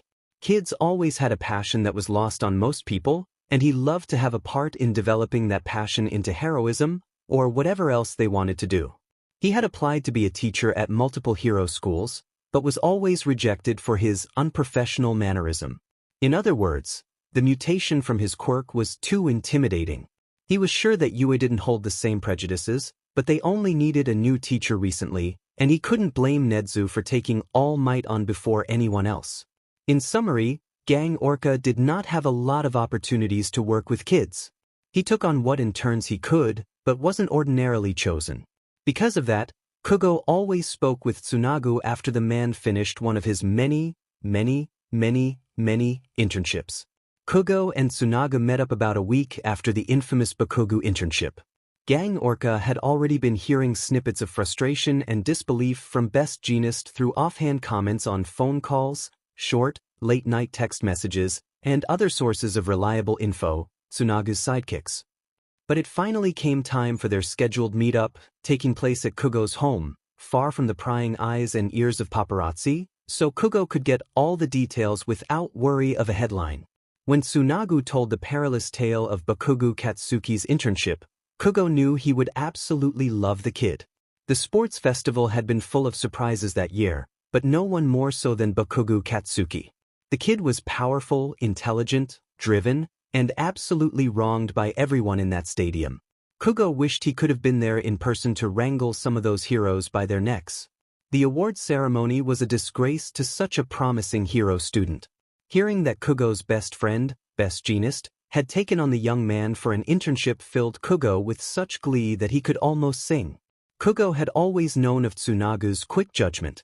It was the reason they had become such fast friends in the first place. Once Tsunagu made a decision about someone, it was hard to change that opinion. Many people had tried to convince Tsunagu of Kugo's hidden villainous intentions, especially during their teenage years, but Tsunagu stood fast to his opinion on Kugo without pause. Of course, there was always a darker side to such stubbornness, but Gang Orca had never been witness to it before. Bakugou Katsuki's internship had become the perfect example of that dark side. Everything from the sports festival, the boy's hero costume, the way he spoke, and even his hair fueled into Tsunagu's perception. Kugo was rather disappointed at first, hearing the assumptions that the public always made about Gang Orca being put on a young boy by his own best friend, but as the story went on, it became clear that Tsunagu himself was baffled by the amount of contradicting behaviors the kid displayed. Everything from the way he took orders, to willingness to change, to showing an incredible amount of self-control pushed Tsunagu to the edge. "I just don't get it, Kugo," the man ranted. "How can a child be so contradictory in so many ways? He's so rebellious and obedient at the same time, declaring his independence at every possible turn, but so willing to follow authority in every way he can. It doesn't make sense." Near the end of his internship, we had a small discussion which only confuses me more with every second I think of it. He has this warped perception of everyone around him as if no one would be kind unless they were out to get something, but he doesn't think that way. He believes in giving kindness regardless of other things, but kindness is such a small and narrow window for him that it means nothing coming from anyone else. He's incredibly intelligent and perceptive, but doesn't even seem capable of applying those skills in social situations, let alone showing the desire to. He's probably one of the best interns I've ever had, but I'm so frustrated with the way I performed during that week that I can't get it out of my head. Tsunagu finally collapsed on the sofa next to Kugo with a dramatic huff. "Are you done?" Kugo asked. Tsunagu glared at him. "Yes? Have you considered that the kid just wanted to do well in his internship?" "Of course I considered it, but it doesn't make sense for a boy who doesn't seem to care what anyone thinks. If it was just for his career, then he would have tried to impress me more. If it wasn't for his meticulous daily schedule, I would think he never had a plan in the first place." Kugo thought for a moment. He had to admit, Bakugou was quite the conundrum. Well, if he doesn't care about public perception and he doesn't care about your approval, then what does he care about? Tsunagu let out a large, despondent sigh. "That's the problem, Kugo. I don't know." He pinched the bridge of his nose. "I don't know anything about him." "Then he's not the issue here, is he?" "What do you mean?" Tsunagu placed his hand back down. "Bakugou isn't a contradictory person. You just don't understand his motivations." Tsunagu stared down at the floor. It was not the first time Kugo wished the man was more expressive. Understanding his thought process during such a conflicting experience would be very helpful to the situation. "He wanted to intern with you," Tsunagu suddenly spoke. Kugo blinked. "What?" "He told me that he was going to choose your internship offer, and he only picked me because his mother asked him to. He doesn't seem like the type to ask for his parents' input." "I don't think he is. From what I've heard of his mother, she's very demanding. He said the woman practically threatened him." Tsunagu chuckled. "You know his mother?" Kugo questioned. "Not personally," he amended. "I've mostly heard of her through the grapevine of the fashion industry." "Wait, hold on a second." Kugo took a moment to phrase this next bit correctly. "You're saying that this extremely talented and headstrong kid grew up with a famous and demanding mother who works in the fashion industry?" "Yes." Tsunagu raised an eyebrow. And you're surprised that you two clashed? Kugo asked in disbelief. Tsunagu stared for a moment in confusion, but eventually the idea dawned on him. Oh my god. He looked affronted. I remind him of his mother. Yeah, no shit, Kugo laughed. The lack of reprimand on his language was proof enough of how confused Tsunagu was. I remind him of his mother. He stood in outrage, the most disagreeable woman I've ever heard of, and I remind him of her. Yeah, Kugo struggled to hide his snickering. That's pretty bad. How is that even possible? He looked at Kugo incredulously. Well, I don't know, Kugo feigned. Maybe it was the unusually large focus on public image, or the incessant grooming, or you forgetting that listening is a big part of leadership.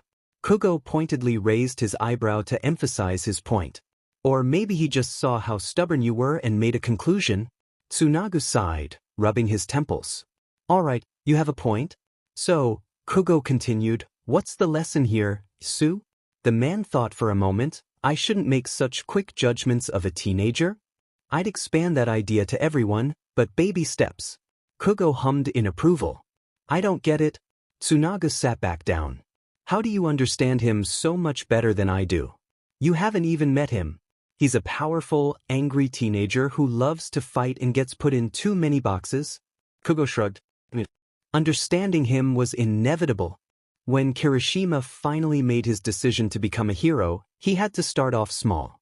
Back in middle school, he had been shy and unimpressive. The first step was to push himself from the unknown to the known. He knew that he would never be able to pull it off unless he forced himself into it. He took a box of hair gel, red dye, and a healthy amount of inspiration from Crimson Riot, and made the tallest, gaudiest, most noticeable hair he could achieve. And everyone noticed it.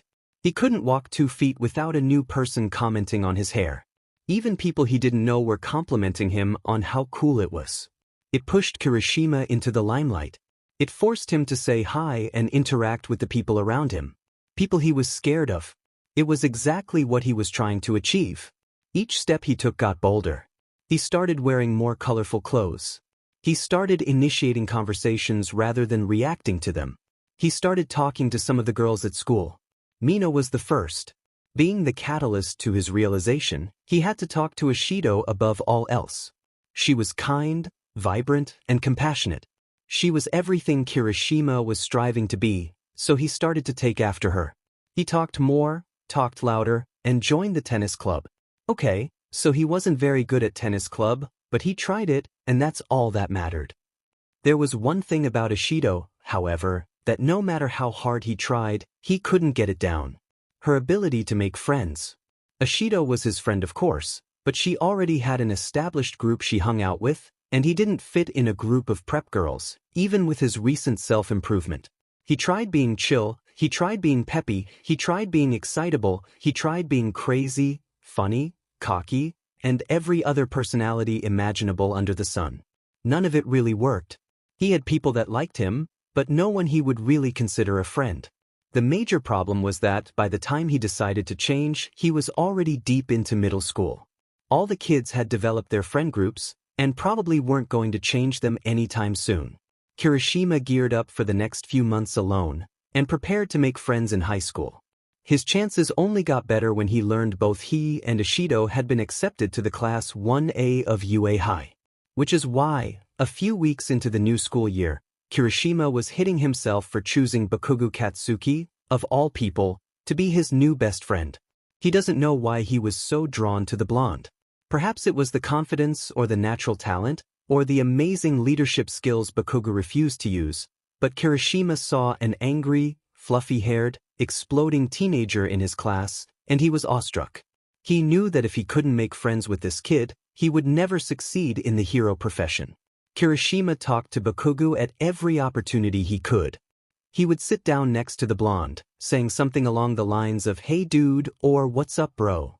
Bakugou would usually brush him off with a "shut the fuck up" or "go the fuck away," and Kirishima would comply to the harsh demands with an "alright, talk to you later," or, when he was feeling really bold, "see ya later Baku bro."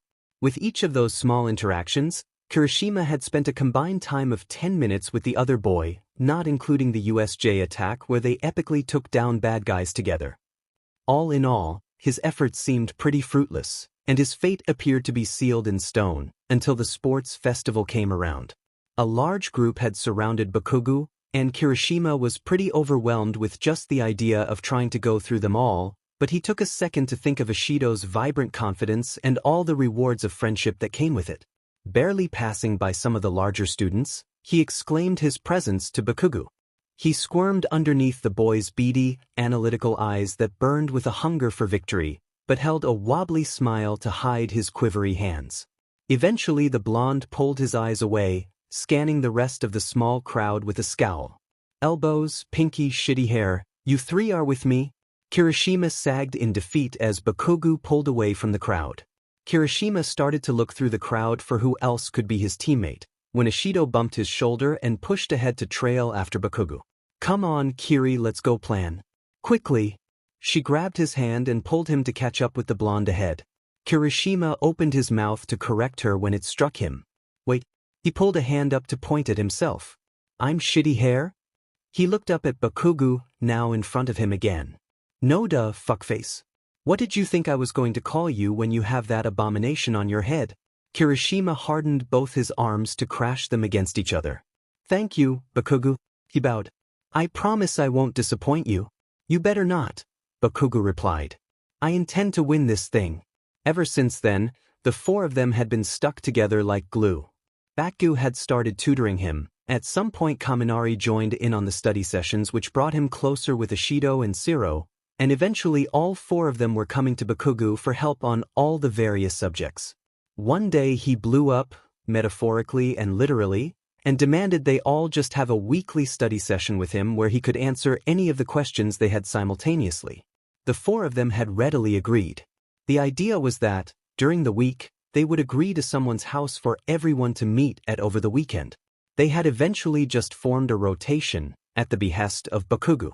Most nights they did barely any studying and just played video games or watched movies, much to the alleged annoyance of Bakugou, but he never really did anything to stop them.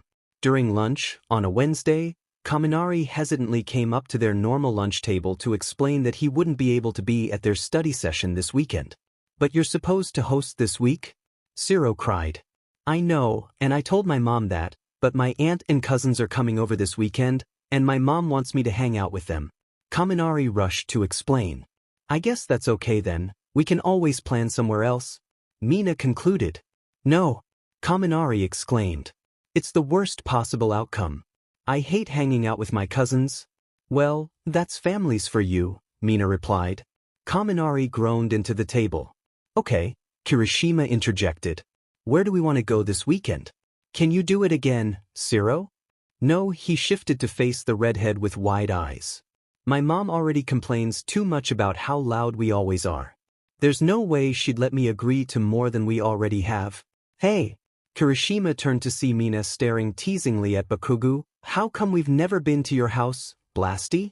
You think I'd ever let you idiots into my house? He raised an eyebrow at the girl. Ah, come on. Kaminari wouldn't be there if you let us go this weekend. She leaned further into Bakugou's space with her plead. Hey! Kaminari lifted his head from the table. You can't go to Bakugou's house without me. No one is going to my house, Bakugou growled at him. All right, the pink girl conceded. I'll host this weekend, but you're taking my shift next time, Kami. She pointed at him demandingly, and he half bowed in apology. After that the conversation fell into their normal banter, but Kirishima was a little struck. For at least a little while now, had been calling Bakugou his best friend. Being able to call such a determined and strong person his best friend was a flag that Kirishima held with pride, but suddenly, he didn't feel so confident in the validity of the flag's statement.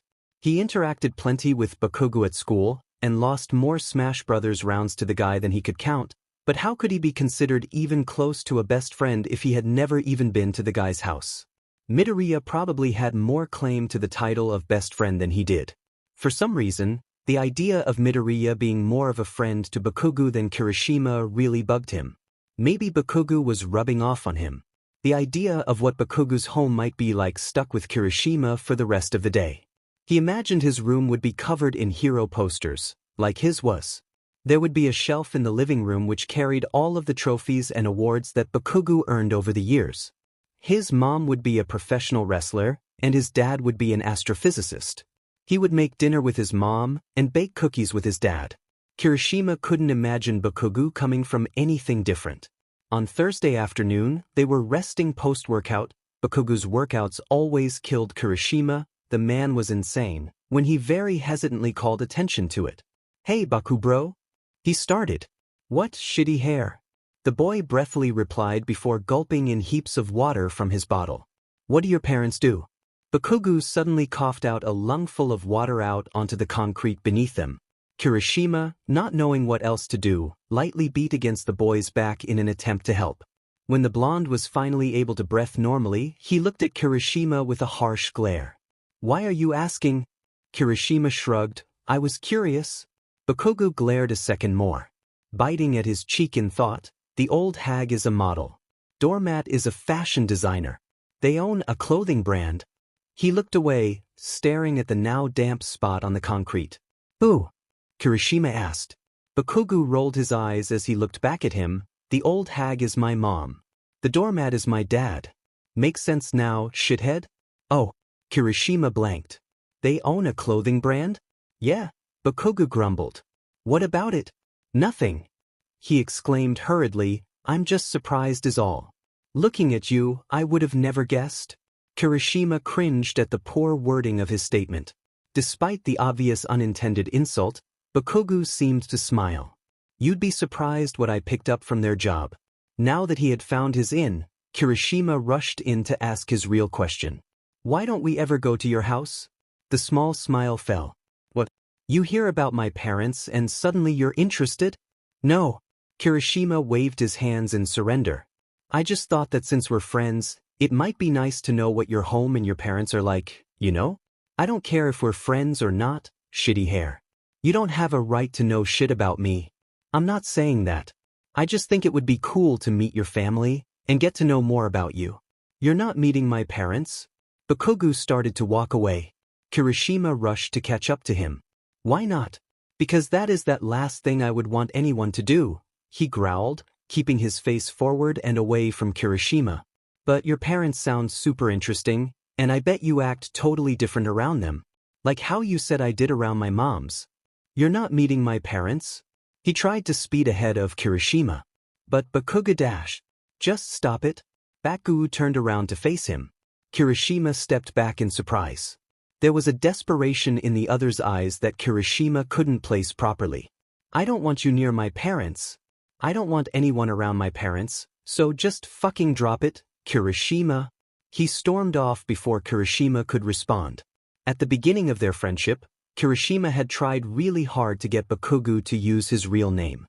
Names had always been very sentimental for him, so it was pretty important to get his best friend to use his real name. Obviously, Bakugou was never one to comply with anyone's rules, and eventually Kirishima learned to treasure the name Shitty Hair as much as he did his given name.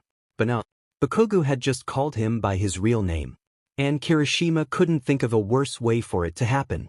Bakugou Katsuki was the physical embodiment of everything Shinso hated about hero society. He was proud, arrogant, too powerful for his own good, too smart to be so bullheaded, and too much trouble than he was worth. He also had a physical quirk that was larger than life itself. Everything about the kid demanded attention and instilled fear in his opponents.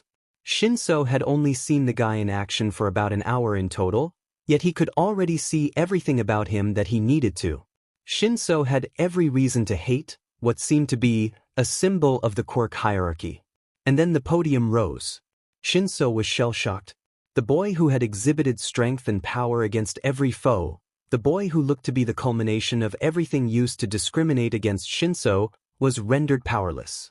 Screaming and crying in front of a crowd of thousands, with thousands more watching from home. Just a boy. Nothing more. A boy like him, who didn't know how to stop what was happening, so he screamed, cried, and prayed that someone would listen. Shinso just couldn't let it go. He could barely eat just thinking back on how Bakugou looked writhing against the chains and concrete slab behind him. He could barely sleep over the tossing and turning, contradicting thoughts of who or what Bakugou Katsuki really was. Because how could someone be both the perfect example of the privileged and a victim of them? Bakugou Katsuki as a figure did not make sense. With that in mind, Shinso made the difficult, very difficult, decision to meet Bakugou Katsuki, the person. It wasn't going to be easy, because Shinso was in the Gen Ed course and Bakugou was in the Hero course. Shinso had no idea what their schedules were like, or even what the guy's personal schedule was like. That's when Shinso Hitoshi found his favorite place to smoke, the wrecked dividing wall between the Hero course training grounds and the abandoned UA garden. Apparently Lunch Rush liked to grow his own ingredients when he could, so Principal Nedzu set up a garden for it. There used to be an extensive dividing wall to protect the plants from possible wayward Hero students' attacks, but the wall had to be fixed too many times, and it got way too expensive to maintain every year. As a replacement, Nedzu bought a separate area, out of his own pocket, how nice, to set up a garden that was more sustainable. Consequently, the old garden had been abandoned, and yet to be repurposed, which made it the perfect place to spy on the Hero students as they started to leave school without being spotted. Finding a good place to smoke was a nice bonus too. Every day, Shinso would come out to the old, cracked dividing wall, light up a cigarette, and watch for when and where each of the students would exit, hoping to find Bakugou somewhere in one of the groups. It had a great view of the Hero course building and its training grounds. If Shinso got there early enough, he could watch all the students leave and look out for Bakugou. He hadn't seen him yet, so he could conclude when and how to meet the kid. It was also far enough away so that, unless someone was specifically looking, they probably wouldn't notice him watching, so he could take all the time he needed to think out this meeting. That was the plan, at least. Shinso had gotten to the site a little later than normal that day. Chemistry was really confusing and he had to ask about that shit after class. But he still had time to watch the tail end of students leave and hopefully catch Bakugou. He sat against the wall and had just barely lit his cigarette when he finally spotted Bakugou for the first time. "What the fuck do you think you're doing?" "Shit." Shinso jumped back as a plume of blonde hair and piercing red eyes appeared next to him. "What the hell?" I said, "What the fuck do you think you're doing?" Bakugou looked him up and down. "Ibex." He seemed to tack the nickname on at the end. "How did you find me?" Shinso asked incredulously. "Anyone with eyes can see the trail of smoke you leave up on this hill every day." "Funnily enough, no one except you has," Shinso yelled, throwing in a bit of sarcasm because he was, admittedly, a little thrown off by Bakugou's apparent ninja skills. "That's 'cause I'm the only one with eyes." Bakugou stood from his crouch and leaned against the broken wall beside them. "Look, Ibex. You're not going to get into the Hero course by watching us leave every day, so what the fuck do you think you're doing?" "Smoking." Shinso lifted up the still-lit cigarette for Bakugou to see. Obviously, no way was Shinso telling Bakugou that he had been looking for him. No fucking way. Bakugou looked down at Shinso's hand with a frown. "Give me the cigarette." He reached an open palm out to Shinso. "What?" Shinso asked. "I said, give me the fucking cigarette. Are you deaf?" Bakugou growled. With a lot of hesitance and a lot of confusion, Shinso handed the burning stick off to the other kid.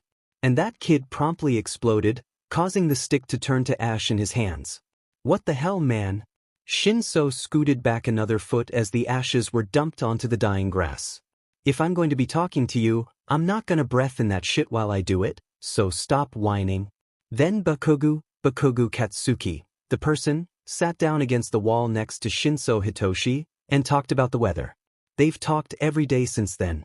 Every day, they would meet next to a cracked, broken wall and just talk to each other. Most of the time, Shinso would ask the other about the Hero course. How it was different from Gen Ed, what kind of things they did, how many injuries they got, what the teachers were like, everything Shinso could possibly ask. It wasn't until Aizawa started personally training Shinso that they started talking more intimately. The moment Bakugou arrived at their wall, Shinso was talking mad about Aizawa, the capture weapon he gave Shinso, and the lesson plan the man developed. They didn't even have the normal trade-off of a cigarette, which Bakugou would always destroy. Because Shinso was so damn excited, he forgot to light one. The first time Shinso saw Bakugou smile, the guy was congratulating him. Bakugou started suggesting a workout routine for Shinso to start.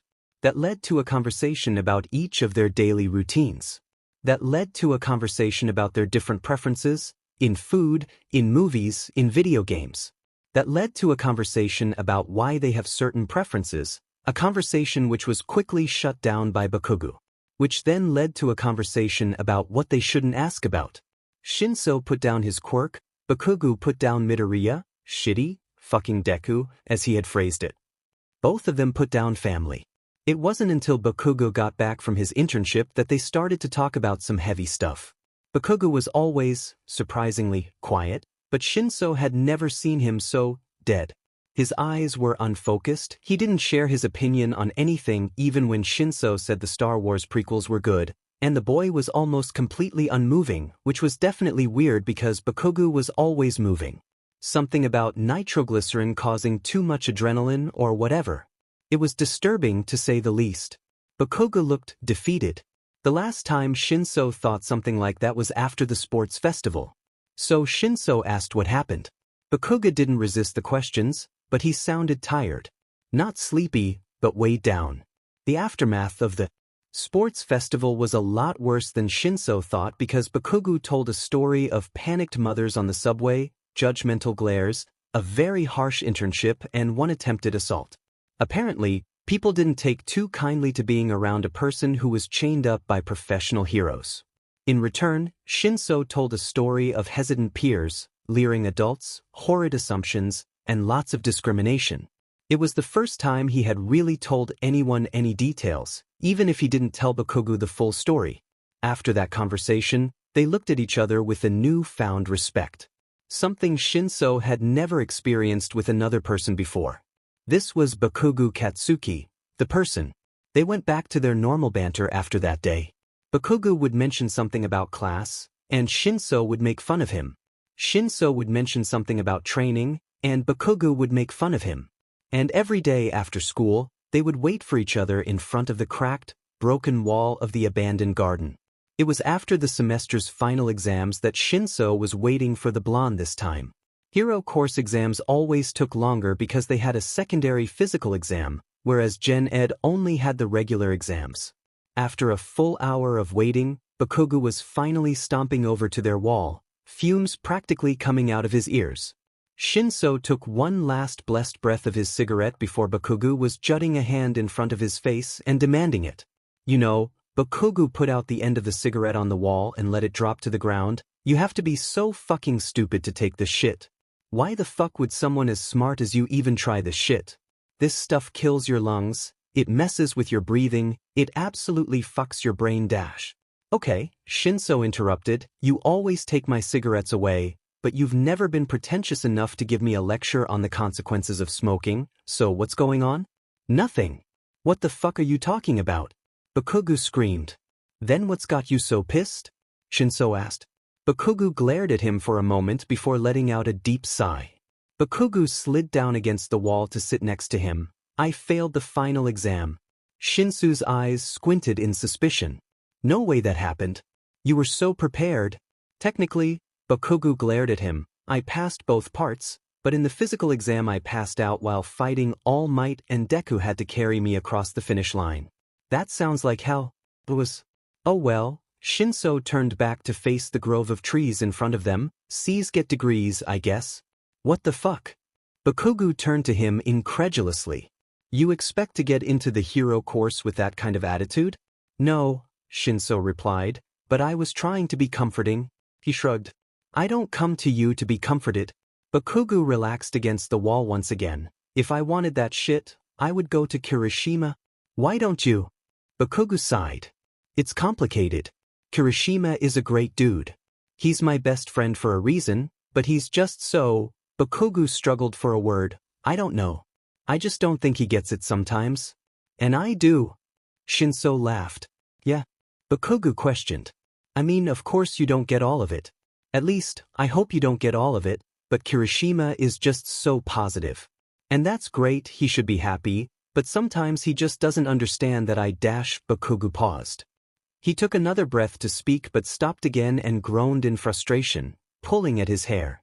That sometimes you just can't be happy, no matter how hard you try? Shinso finished for him. Bakugou sighed again. Yeah. So, what does this have to do with the exam? Shinso questioned.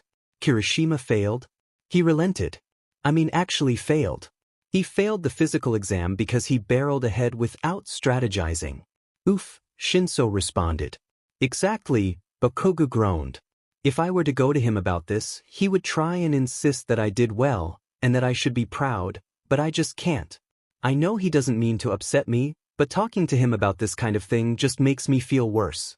Like I'm doing something wrong just by feeling my own fucking emotions. Yeah, you're right, Shinso said. What? Bakugou turned to him questioningly. You're right.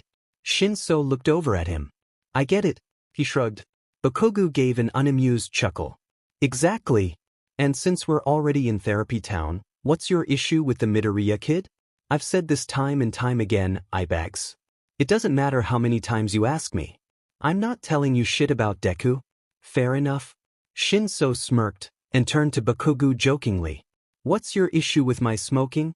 Bakugou returned his gaze with a serious glare. You're an intelligent and capable person with an amazing quirk. You deserve a chance at being a hero, and I don't want you screwing that up for yourself.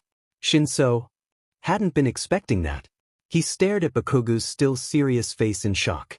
He frowned even further. Bakugou wasn't joking. He wasn't messing with him. Bakugou genuinely wanted Shinso to join the hero course. Before Shinso could properly respond, a shadow fell over the both of them. Shinso? Aizawa stood above them, looking between the two boys in confusion. This is quite far from the Gen Ed building. What are you doing back here? Shinso quickly covered the snubbed-out cigarette between them, hoping the teacher hadn't noticed it. Based on the unimpressed eyebrow the man raised at him, the attempt was pretty futile. He's here to see me, Bakugou answered. After finding out I was paired with Deku for the exam, I texted him saying I would need someone to rant at once it was over. You two are friends? The man looked between them once again, this time in bewilderment. Not at all, Sensei. I just carry around the numbers of random Gen Ed students. What do you think? Bakugou looked scathingly up at the man. Shinso turned to Bakugou. Agap, did you just indirectly imply that we're friends? No, I didn't. Shut the fuck up. As much as I would love to explore this shocking development. Shinso, Aizawa turned to address him. I was heading over to the Gen Ed building so I could grab you for training, so unless your visit is urgent, I suggest we get going. Right now? Shinso went to stand before pausing. He turned to Bakugou. Are you good? Go ahead, Ibex. I'm not holding you back, he responded. You headed home for the day? Shinso asked. Bakugou groaned. Fucking hell, don't remind me. Parents fighting? Shinso laughed. Bakugou's eyes widened. His eyes flicked up to Aizawa before quickly looking down at the ground. Yeah, something like that. He gave a pitiful laugh in return. Shinso wanted to ask further, but he got the idea that Aizawa's presence was throwing the blonde off. All right, I'll text you later, okay? Sure, Ibis. Kick the old man's fucking ass. Bakugou nodded up to Aizawa, making the man chuckle. Shinso stood as Aizawa started to walk off, quickly following after him. The older man would probably kick his ass. Watching the UA Sports Festival on the bar's little television screen was a rare and interesting opportunity for Dabi. The kids in the final tournament were incredibly powerful, nothing to laugh at. Well, he might have laughed at one or two, but still. The point was that these kids were powerful. Shigaraki wasn't joking when he said this class was a formidable opponent. The Gravity Girl had a lot of potential, just a bad matchup. Same with the Bird Kid. The Tape Guy had an interesting quirk, but didn't get to show it off because of the sheer power of Todoroki Shudo, and just look at little Shudo, all grown up and making glaciers. And of course, the Exploding Kid packed quite the punch. Shigaraki was adamant in wanting to recruit one of them to join the slowly forming team of villains. Dabi had personally advocated for the purple-haired kid with the mind quirk, but once Bakugou Katsuki, in all his angry glory, was pulled up in chains and a muzzle, there was no more debate on who it would be. Dabi still tried for the purple kid though. He figured a boy as stubborn and strong-willed that the exploding blonde wouldn't be so keen to join a band of villains, but Shigaraki was insistent. Shigarak's decision only got firmer the more they looked into the kid. Top of his class, incredible work ethic, wanted to be a hero since forever. It was exactly the kind of example that Shigaraki wanted to present to the world, Bakugou Katsuki was the man's perfect opportunity. Dabi still wasn't convinced. Once they started looking into the kid's family, Dabi started to be a little swayed. The boy was a spitting image of his mother, in looks and personality. There was no denying where the kid's drive came from. It was actually disturbing how similar the two were. The blonde, spiky hair. The intimidating red eyes. The ever-present scowl that only disappeared from the woman's face when she did photo shoots. They were practically twins. Dabi wondered if people ever looked at Tuya and Endeavor the same way. How they both had bright red hair and intense blue eyes, and an off-putting aura that intimidated people into backing away from them. He wondered if he would still look like the old man if it hadn't been for the injuries that overtook his body long ago. God damn it, Dabi whispered as he stared at the mother's photo. Dabi congratulated the kid on being lucky enough to have a different quirk than his mother. At least he was, until he figured out that the kid's quirk was a combination of the parents. Dabi thought of a cold, fragile woman who was always pregnant and waiting for the next. He thought of a little, tiny toddler with half red and half white hair, not having a clue as to why he existed yet. He imagined an angry, little, blonde toddler having no idea about his parents' quirks or why it was important. God damn it, Dabi seethed as he flipped through ancient memories of figuring out what quirk marriages were. He hoped the kid was at least happy. Those hopes were shattered when Kurogiri showed them some old security footage from some fashion expo in Tokyo a few years back. The video depicted Bakugou Mitsuki roughly grabbing her 10-year-old son by the back of the neck and promptly threatening him with starvation. Dabi had to hand it to the kid. He fought back with vigor, but was inevitably shut up with a sharp hit to face and another deadly threat. Dabi thought of a harsh commanding tone calling out the name of Tuya, demanding obedience and perfection. He remembered harsh training and swift hands and burning fingers. God damn it, Dabi growled as he rewound the footage for the 1000th time that day. There really wasn't much else he could hope for the kid. After forcibly pulling himself away from the security footage, he found himself watching the UA Sports Festival once again. The kid was a true perfectionist, predicting his win from the start and demanding 100% effort out of every other kid he came across. It was actually impressive how determined and passionate the boy was. Dabi remembered how emotionally lost he was when he finally escaped the house. He wouldn't have been able to pull up an ounce of anger, let alone any other emotion. From the looks of the sports festival, Shudo didn't turn out much better. Dabi was surprised Bakugou was capable of being so lively. Maybe something good came out of inheriting the mother's personality. Even though it was never up to him in the first place, Dabi was finally on board with recruiting the kid. He wasn't especially keen on the kidnapping bit, but he didn't have that big of a role in the plan anyway. He complied to the idea with little resistance. Unlike Spinner, who disagreed and complained all the way until they were already entering the portal to leave for the class's summer camp. It had all gone mostly to plan, up until the end where some of the kids' classmates, especially Shudo, who knew the little guy would care so much, put up a real good fight. Dabi ended up being the final nail in the coffin, much to his chagrin. When he grabbed the kid by the back of the neck, just like the security footage, God damn it, and pulled him through the portal. The kids still put up a fight though, which was expected. They were quick to get him into the prepared restraints, and Shigaraki was even quicker to get into a monologue, which the kid promptly shut up by calling the guy a nerd. To be fair, it wasn't an inaccurate statement, but it shocked their leader nonetheless. Toga actually snorted when it happened, and twice practically fell on the floor in laughter. Shigaraki went to reevaluate his recruitment strategy after that, aka, he pouted in his room and played Call of Duty, which gave Dabi the perfect opportunity to speak with the kid uninterrupted and unheard.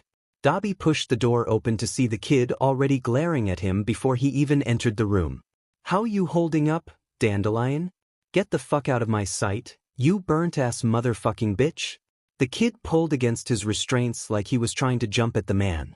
Quite the temper in that egotistical, teenage brain of yours. Dabi pulled up a chair and sat down backwards, resting his arms on the backrest. "Yeah, and what's it to you, Staples?" The boy emphasized the last word with a slight growl. "Adorable." "What?" Dabi put a hand to his chest in feigned pain. "That hurts. But come to think of it, you probably got it from that demon of a mother. I've heard some of the stuff she pulled at photo shoots. Wouldn't want to be on that woman's bad side. Dabi smirked at the kid. The blonde responded with a suspicious glare. What the shit are you talking about? In our time planning this little kidnapping, we did some research on your background, and I happened to notice one or two interesting tidbits. You know about them? He raised a blackened eyebrow in question. The kid's eyes widened. Dabi smiled. Your family history is kind of funny, actually. Two people with very opposite mannerisms, who never interacted besides their infrequent run-ins at fashion events, suddenly get together and have a kid with the perfect, super powerful combination of their two, seemingly useless, quirks. Seems kind of convenient for my tastes. The kid spit at his feet. His face was alight with fury. Fuck you. The older man chuckled. You've got spunk, kid. I'll give you that. Are you here for a specific reason, or just to piss me the fuck off? As fun as it is to see your adorable little face scrunch up in anger, I do have a purpose to my visit. Then get to the fucking point already. Alright, take a chill pill, kid. Dabi raised his hands in mock surrender. I came here to give you a proposition. Fuck you. I'm not joining your shitty cult. The boy rolled his eyes. That's Shigaraki's proposition. Dabi smirked. Not mine.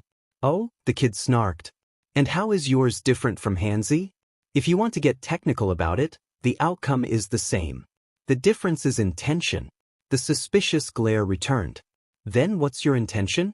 Shigaraki wants to use you as an example to hero society. That even the strongest fall when treated poorly.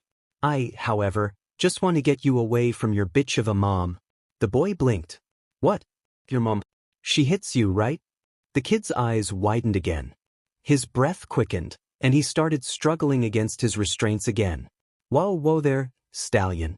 I'm not going to tell anyone. You don't have to freak out. I know the kind of paranoia that can come from this shit. I'm not going to do anything. Dabi chuckled. Although, can't imagine how a kid with your kind of power doesn't burn her to a fucking crisp yourself. Spite, the kid bit out. Dabi raised his brow in surprise. Weird type of spite, but okay. He laughed again. So, how about it? Come with us, we'll get you away from your shitty parents, take decent care of you. Definitely better than those asshats. You wouldn't even have to fight any of your friends. The pure fact that you would willingly stay with us would be enough for Shigaraki, which means it's enough for me to not do it. Dabi gave a sad whistle. You're a stubborn one. If I had a chance like this when I was a bratty kid, I would have taken it without hesitation. Good thing I'm not you. The man froze. He thought of burning heat and ice-cold rain, swift, harsh hands, and threatening commands. He thought of intense blue eyes looking just like his father's and the expectations of constant perfection. He looked at this kid who was almost a pure reflection of what his teenage years could have been. He gave a non-committal hum. Maybe. Just think about it, kid. Dabi stood from the chair and went to leave. I won't, the kid yelled at him. That's your prerogative. Dabi tossed back a casual wave as he closed the metal door again. His hand shook as it lingered on the handle. He let out a resigned sigh, and he put his forehead against the cold metal. God damn it, Dabi whispered. The next few days were pretty boring. Shigaraki had recovered from the insult and had started to give monologues to the kid again, only to be received with mocking chants of, I'm not listening, I'm a fucking hero. Magna was having the time of her life watching the two bicker, and Toga was practically falling in love with the kid's scowl.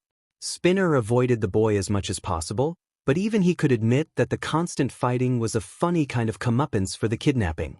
Every once in a while, Dabi would pop in to say that the offer was still open, and the kid would reply with, in your fucking dreams, Scarface. The nicknames the blonde would come up with for everyone were actually pretty impressive. Then the heroes showed up, and Dabi knew that time was up. He figured it would happen eventually. There was no way they were going to let the top hero student be kidnapped. It's part of the reason he advocated so hard for the purple-haired kid. They would have cared less about a general education student, but alas, the time had come. He didn't fight too hard against the sudden bombardment of heroes. It wasn't like he could do much anyway, not against All Might, but he didn't really want to. The kid would come with them if he wanted, and if not, Dabi wouldn't want to force him anyway. Then they were at a secondary location, and the sensei Shigaraki always talked about was fighting All Might, and Dabi was way too confused to care about what was happening. However, he did notice when a sudden ramp of ice, god damn it, Shudo, was towering over them and a small group of kids were flying through the air. Dabi looked over to Bakugou, and the kid met his gaze. He put out the explosions he had been building, and the ever-present scowl dropped into a sad frown. For a second, just for a small, tiny second, Dabi thought the kid might accept his offer. Then a scream of Bakugou rang out through the air and everyone looked up to see one of the kids reaching out and practically begging the blonde to follow. Bakugou looked back to Dabi, the scowl returning once again, and just screamed before taking off into the air, following after and grabbing the flying children. Dabi watched them as they flew off into the distance, too far for any of the villains to follow in time to catch them. Dabi closed his eyes, desperate to see a smirking, confident teenager in the darkness of it. God damn it. Meeting the parents of students was already a very new and stressful experience for Tashinori. Add the uncomfortable nature of associating his all-might persona with his weaker, thinner and more fragile form, and there are very few ways that it could get worse. He knew from the get-go that meeting with young Midoriya's mother would be the lowest point. From what Midoriya had told him, Mrs. Midoriya was very protective. Not a bad trait at all, but stressful to think about nonetheless. Tashinori didn't think that the day could get worse than the anticipation for that meeting. Until Aizawa told him they would be meeting with the Bakugous, the parents of the boy who was kidnapped, the parents of the boy they had put in danger, the parents of the boy he had put in danger. Tashinori was immediately panicking, and he knew Aizawa could tell, even if the other man didn't comment on it. Walking up to the house, Tashinori was straightening his suit jacket, adjusting his tie, wringing his fingers through his frazzled blonde hair. None of the attempted fixes turned out quite right. Aizawa knocked on the door, but Tashinori could practically feel the shaking of the man's hand. They were both incredibly shocked when Bakugou Mitsuki opened the door, smiling sweetly, and was not immediately screaming at them. She invited them in, her voice light and calm, where her husband, Bakugou Masaru, was pouring tea for everyone. They sat down on the couch and gave small greetings to Mr. Bakugou as Mrs. Bakugou walked to the base of the stairs. "Hey!" the woman suddenly screamed out. Her voice was just as loud and firm as any shout or command from her son. "Get down here, you piece of shit." She clearly had the same foul mouth as well. It was quiet for a moment as they waited for a response from the boy upstairs. Tashinori frowned as there was a surprising lack of a returning yell. "You fucking brat." The woman started again. "You better get down here right fucking now, or I swear to God I will drag you out myself."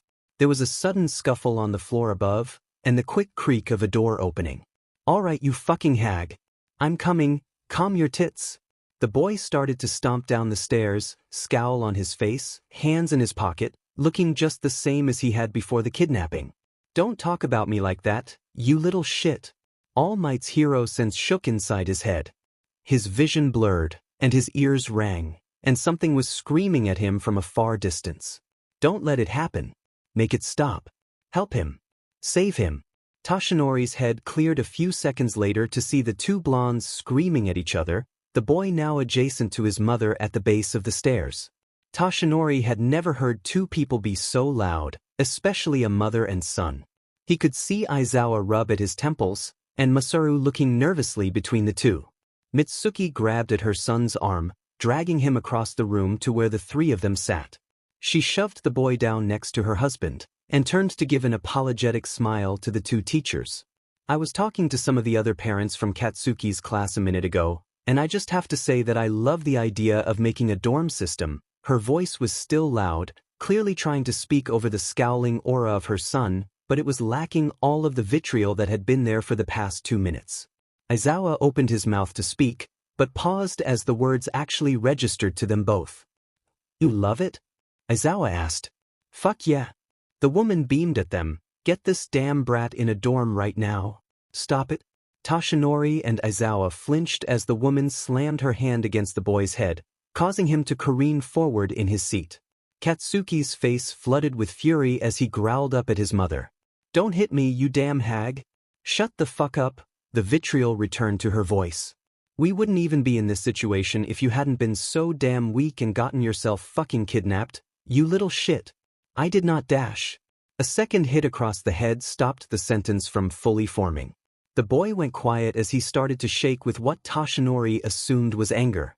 "Don't even fucking think about using your quirk, Katsuki."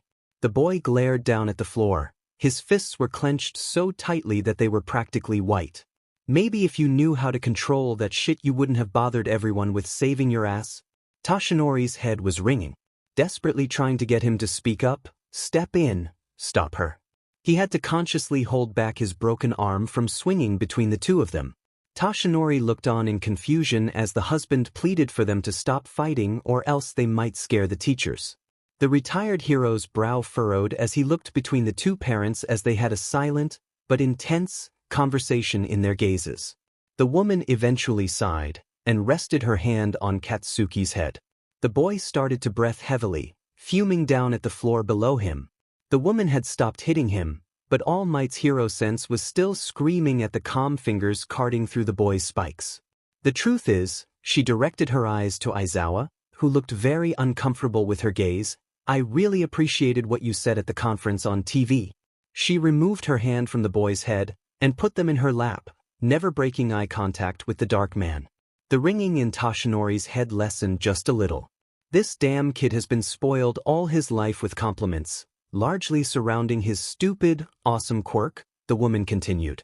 "He's perfect at almost everything he tries. It's made him proud and arrogant.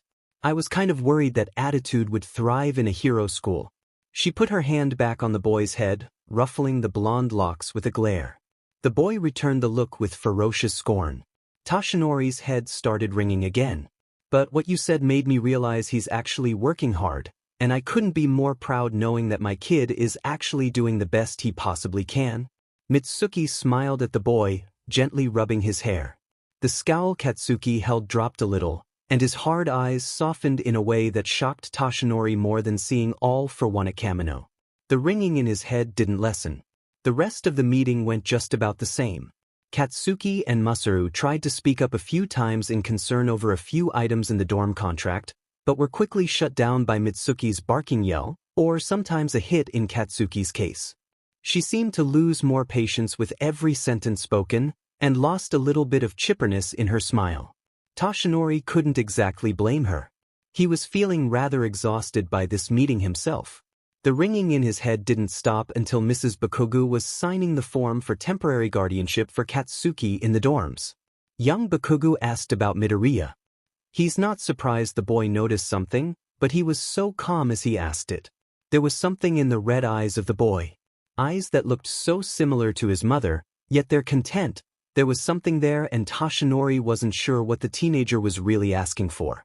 There was a lingering ring in Toshinori's mind as the boy's mother called for him to come back inside. The ringing grew louder as the boy followed the command. The ringing died down as the old hero entered the car with Aizawa. Toshinori couldn't quite fit all of the pieces together. There were some things that made sense, such as the incredible similarity between young Bakugou and his mother, or the intense way in which he spoke to everyone coming from the strange family he lived with. Other things were harder to conceptualize, like Bakugou Masaru being such a timid and quiet figure. Or the ringing in his head. "He was just sitting there," Toshinori muttered. Aizawa lifted his eyes from the papers he was scanning through. "He was just sitting there." Toshinori looked up, confusion evident in his frown. He wasn't doing anything. He wasn't yelling, or using his quirk, or being disruptive at all. He was just sitting there, and she hit him. "She did do that, yes?" There was a curve in Aizawa's brow that indicated a question, one directed at Toshinori rather than the bewildering situation that they had just witnessed. "You don't think that's odd?" The kid disrespected her, told her to calm her tits. "I'm surprised she didn't do more." He looked back down to the papers. But Toshinori looked at his arm, still in a sling. With everything she said, about the kidnapping and his attitude, plus hitting him multiple times. "Don't you think it's odd?" Aizawa sighed. "Toshinori, over the years I have seen many odd and confusing family dynamics. This isn't even in the ballpark of surprising to me.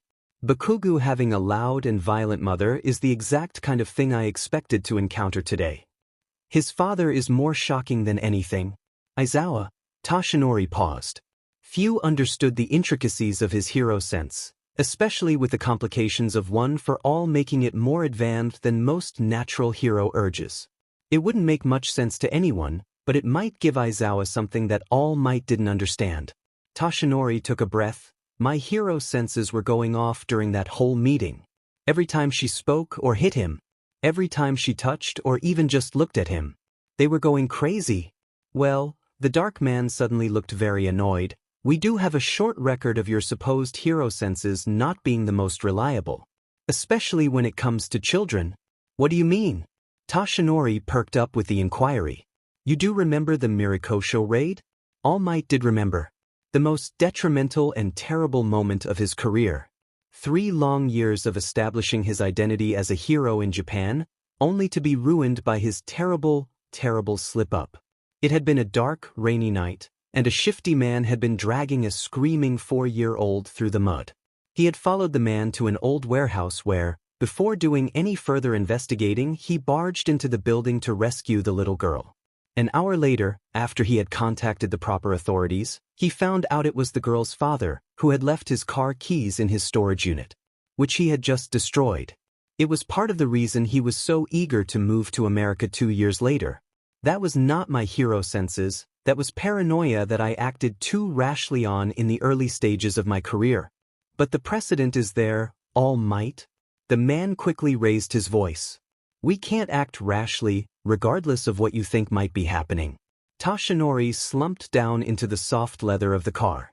And what do you think is happening, Aizawa?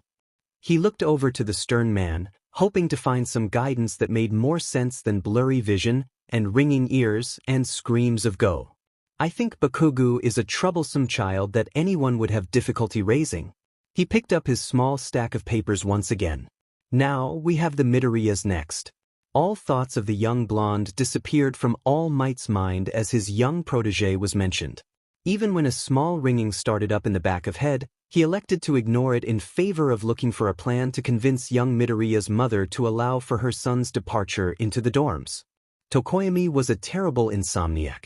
Well, he wasn't technically a real insomniac. His bird-focused genetics had always made him more nocturnal than his more human peers.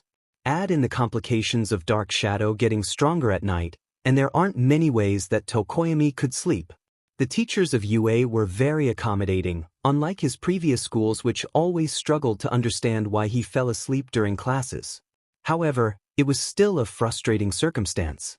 Being a hero would inevitably require him to stay awake and alert more during the day, and Tokoyami would need to quickly gain more control of dark shadow before he could even begin to consider night patrolling. He spent much less time socializing with the class, despite how much he would like to. Shoji had taken the most pity for his inability to stay awake, and often stayed up later with him, as long as Ida didn't catch Shoji staying past curfew. That was the worst of it. The loneliness. Tokoyami enjoyed being around people. Despite his shyness and natural reclusive behavior, he was an extrovert at heart. Being forced away from the normal schedule of his classmates, many of which he had grown very close to, was a painful experience. Tokoyami would be awake for hours, alone, with almost nothing to do besides homework and studying. He stayed most often in the common room. There wasn't much more he could do down there rather than his dorm room, but he could at least turn on the lights without fear of Shoji hearing the buzzing of the light bulb through the wall. Sometimes people came down, usually for a glass of water or a late-night snack, but most people were too tired to stay down there more than a minute or two. It made Tokoyami miss sitting in comfortable silence with his parents after his control of dark shadow slipped. It made him miss his mother's hot chocolate and his dad's comforting hand on his feathers. It made him really hate the dorms despite recognizing their importance. Then Bakugou came down for the first time. Tokoyami didn't have many opinions about his explosive classmate besides frustration at the natural disadvantage Tokoyami had between their quirks. He understood the perspectives of both those who disliked and admired him. Bakugou was a brash character, full of rage and pride and all kinds of things that Tokoyami avoided in people. However, there was a complicated nature to him. Bakugou was actually rather quiet when he was left alone. He kept to himself, focusing on his own issues without commenting on anyone, unless they directly asked for feedback like Kirishima. There was an understandable want to stay back that radiated from Bakugou, so Tokoyami abided by the silent request. He held no strong opinions. Tokoyami wasn't especially shocked to see Bakugou come down to the kitchen. Though he had never seen the blonde late at night before, many people had odd nights where they struggled to sleep, so Tokoyami kept to himself while his classmate made some easy food. However, Tokoyami was shocked when Bakugou, rather than taking the food up to his room like everyone else did, sat down at the table directly across from him. Not commenting on Tokoyami's presence at all, Bakugou pulled out his phone and stuck earbuds in his ears. The actions themselves were an acknowledgement of Tokoyami's presence. It was another silent bid to be left alone, but a much more private bid, one that was only directed at him. It made Tokoyami feel like he was intruding on something, despite him being in the kitchen first. Tokoyami pulled out his own phone, a silent response to the bid saying, "I respect your wishes." It was the least the bird could do for the boy considering he had just given Tokoyami some semblance of the company which he had been longing for. When Bakugou was finished with his small portion, he brought his plate to sink. Tokoyami resigned himself to the loneliness of night once again. Then Bakugou surprised him again by sitting back down in the chair across and closing his eyes, just listening to the music from his headphones. Tokoyami stared at him, agape. Tokoyami was uncertain why Bakugou would choose to listen to his music across from him rather than the comfort in his room. He tried to search for some indication of why someone who valued being alone would willingly spend his time with Tokoyami. "Stop staring, bird shit, or I'll punch your fucking beak in." His eyes were still closed as he said it. Tokoyami jerked his gaze back down to the phone in his hands. He didn't look at Bakugou again for the rest of the night. Bakugou did leave eventually, but only when the sky began to brighten, and the time for class was soon approaching. Tokoyami pointedly looked down at the table as Bakugou wrapped the headphone cords around his phone and casually sauntered out the kitchen. Tokoyami was surprised a third time when Bakugou came down the kitchen again the next night. He made himself tea this time and sat down across. Tokoyami was shocked, but he didn't stare. A routine was established. Tokoyami would stay in the kitchen, counting the seconds for Bakugou's arrival. He would normally show up between 2 and 3. Bakugou would make something, food, tea, whatever else, sit down, put in his earbuds, and just be there. Tokoyami was grateful every time, though he never verbally expressed it to the other. They never spoke to each other. Simply sat in each other's presence, looking through their phones. It seemed to be enough for Bakugou, so it was enough for Tokoyami. One night, Bakugou pulled out 2 mugs instead of the usual one. Tokoyami watched him pull out a few things, until Bakugou sent him a sharp glare, and Tokoyami looked away. A few minutes later, Bakugou put a steaming mug of hot chocolate in front of the bird. A small, bendable straw was placed next to the cup. Tokoyami had always struggled using normal cups. The wide, unmovable openings of his beak didn't align well with any curved surface. To account for this, Tokoyami kept a small storage of straws that would help him drink. He was surprised that Bakugou had noticed. Tokoyami hesitantly lifted up his eyes, to see Bakugou, no earbuds, staring expectantly. After a few seconds, the blonde nodded down at the mug. Tokoyami looked back down to the drink, slid in the straw, and slowly guided it to his beak. If Tokoyami was trying to be objective, the hot chocolate was probably better than his mother's. Bakugou was still staring. Tokoyami could see the boy's fingers tapping rapidly against the table, creating a rhythmic upset that matched the ticking of the clock behind him. With a start, Tokoyami realized that he was waiting for a response, for approval. From Tokoyami. "It's very good." Tokoyami nodded. "Thank you, Bakugou." The blonde hummed, only to pull out his earbuds and close his eyes once again. If not for the 2 mugs of hot chocolate, Tokoyami would almost think he imagined it.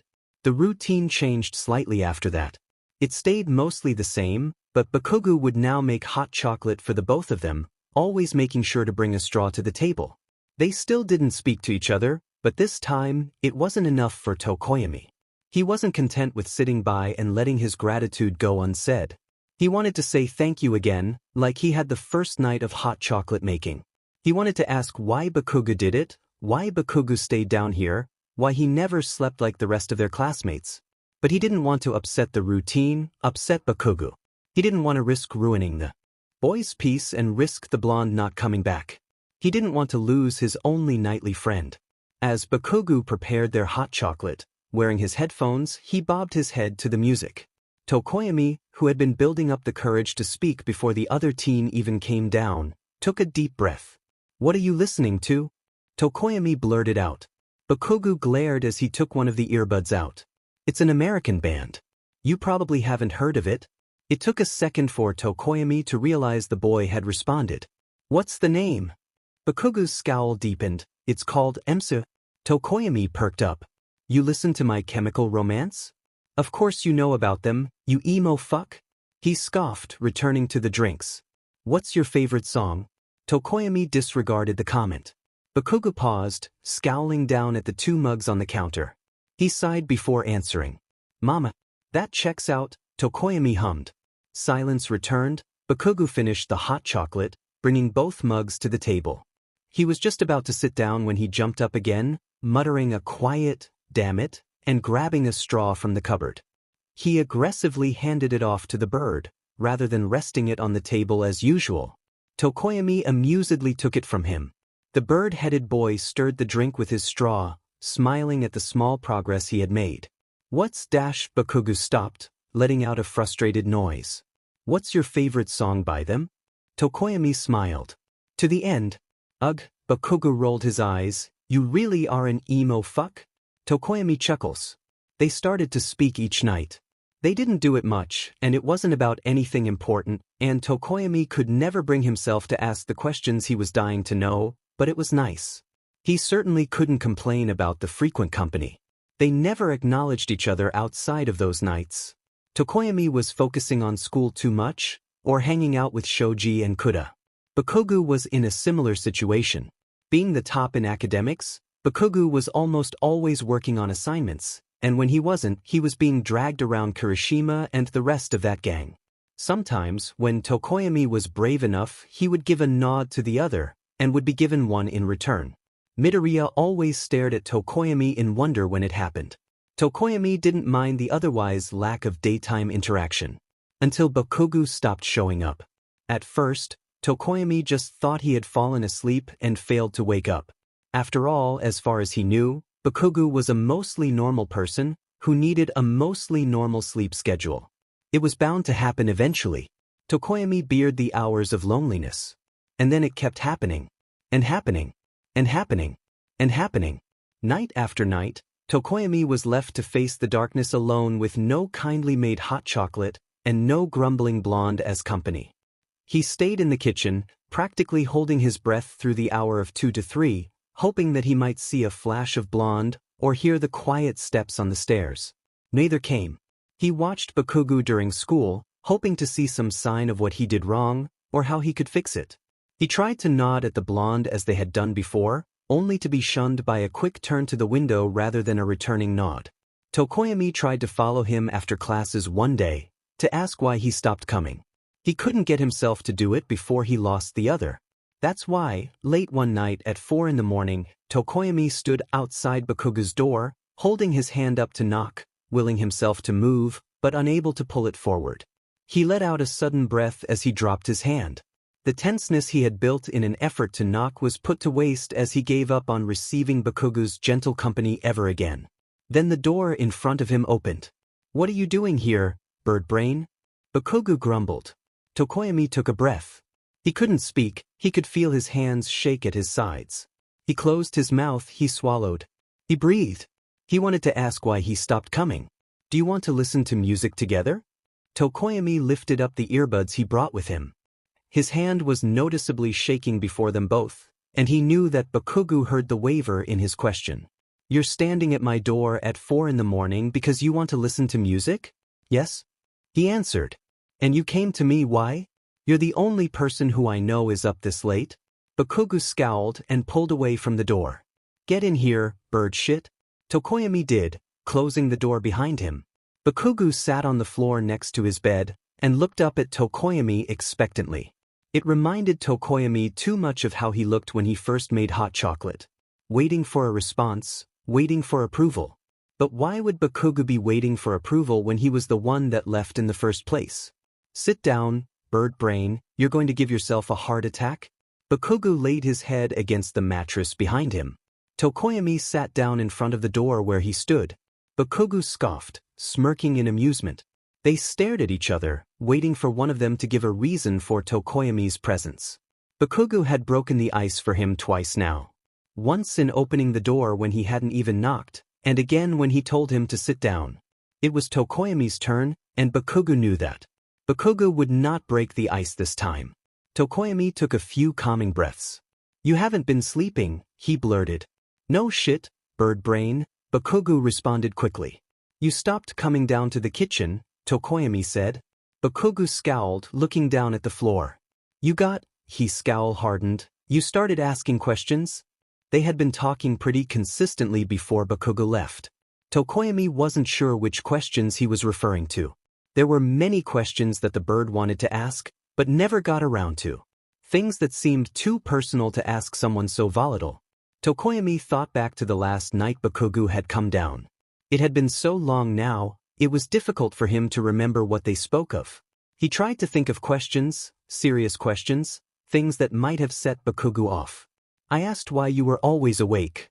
You deflected, asked why I had a beak." Tokoyami chuckled at the memory. Bakugou wouldn't look at him. It was odd having someone who was normally so confident and proud avoid your gaze. Not out of a sense of spite or disgust, but fear. Bakugou was afraid of him. Of Tokoyami.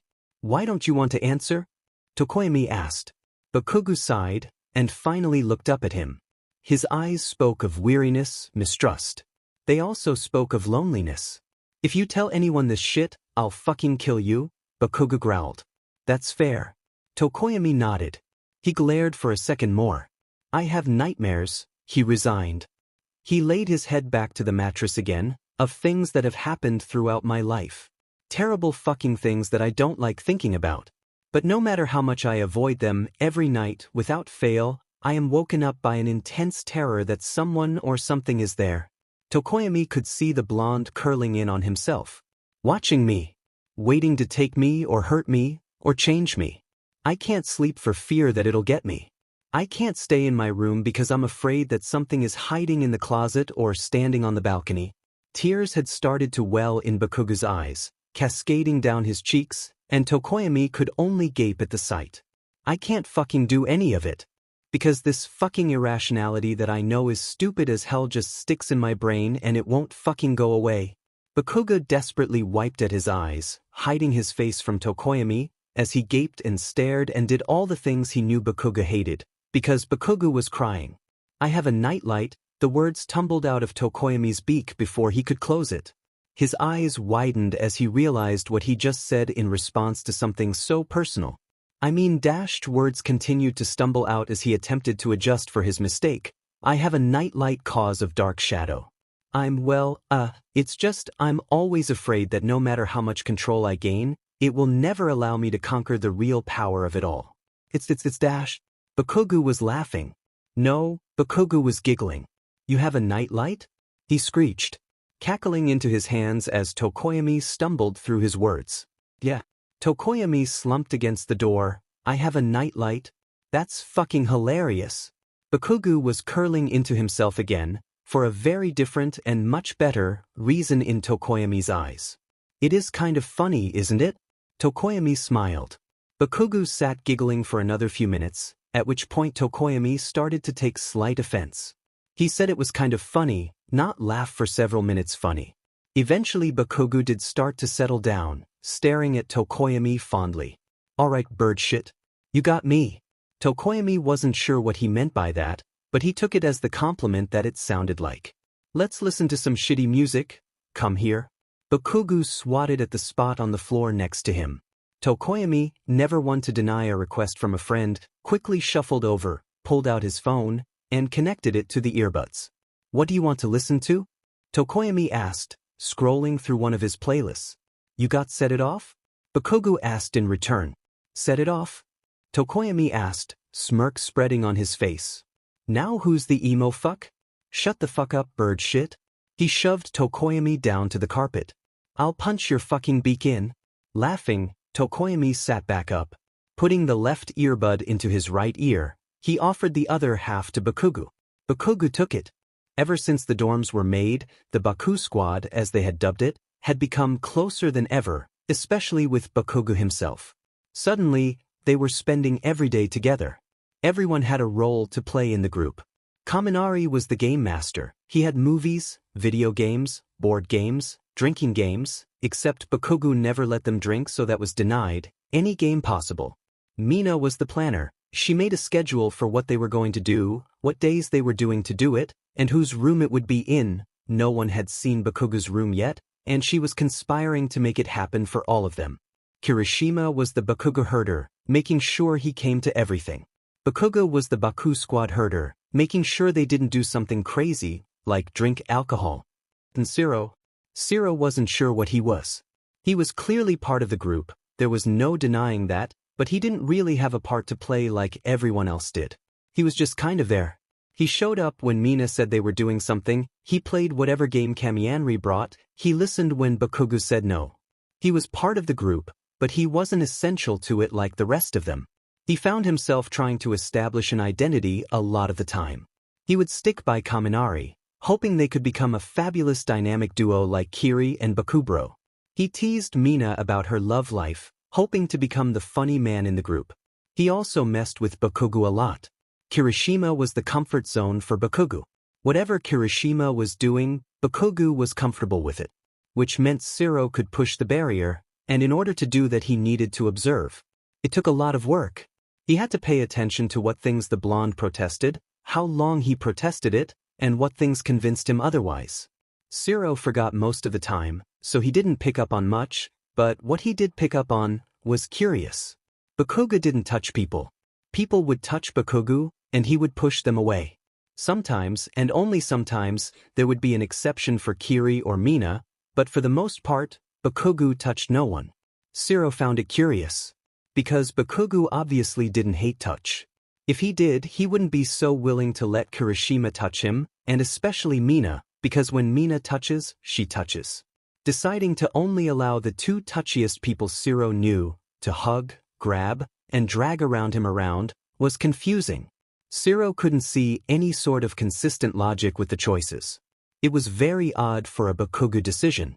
Which was why, when Shiro passed by the communal gym and saw Bakugou, sweating, shirtless, and completely wrapped up in his own head, Shiro took it as an opportunity.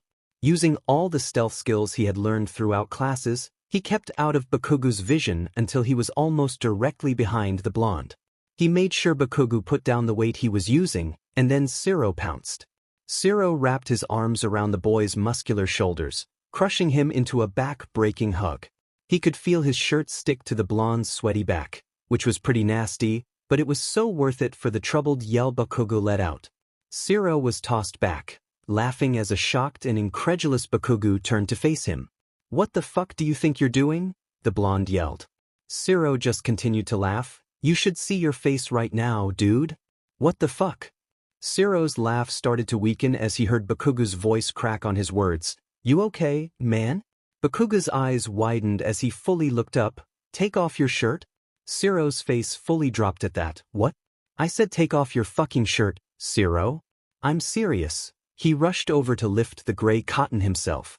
At the mention of his actual name, Shiro jumped into action. As soon as the fabric was over his head, Bakugou took it in his hand and sparked off an explosion, burning the shirt.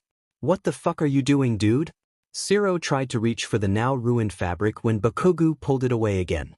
"Follow me." He stalked out of the gym, Shiro jogging to keep up. The black-haired boy got really confused when he realized that they were entering the showers. Bakugou dash. "Take a shower," the blonde injected. "What's going on?" Shiro asked. "Get in the shower right fucking now, elbows, or I swear to God I'll drown you." With a sigh, Shiro complied. Stripping the rest of his clothes, urged to go faster by his friend, he grudgingly walked in the terribly cold school showers. While he rinsed off, he contemplated Bakugou's reaction. Bakugou didn't touch people, so while Shiro wasn't surprised by being pushed off, it was everything else he didn't understand. Bakugou had never freaked out so much when someone hugged him. He yelled, threatened, and exploded, but why would he make Shiro take a shower? Not only was it inconsistent for Bakugou, it was strange in general. Once Shiro got out of the shower, there was no Bakugou. It took him a second to realize there was another shower going. Shiro was even more confused by that. Germaphobe would be a good explanation for the touching problems, but he's pretty sure Bakugou was okay with getting his hands over other people in a threatening manner, so it didn't quite make sense why Bakugou would need to shower after touching someone. Shiro supposed that he could have just been showering because it was the end of his workout, but Shiro interrupted that, and he didn't look finished at all. The whole thing just wasn't clicking together. Shiro saw two piles of clothes folded on the counter. Shiro also couldn't see his old clothes anywhere in the room, but there was a suspicious pile of ash laying in the corner. Shiro elected to put on one of the piles of clothes. When Bakugou got out of the shower, Shiro had just finished putting his shirt on. He looked at the wall while Bakugou put on the other pile of clothes, and gave a grunt to indicate he was decent. At which point, Shiro turned around in exasperation. "Can you tell me why we just took showers?" Red eyes flitted over to him with a scowl, and Shiro met them with raised eyebrows in expectance of an answer. Bakugou folded his arm, deepening his scowl, and Shiro, having seen this tactic used on Kirishima many times before, folded his arms in return, but with a smile. In recognition of the counter-strike, Bakugou growled. Unfolding his arms, he took a breath.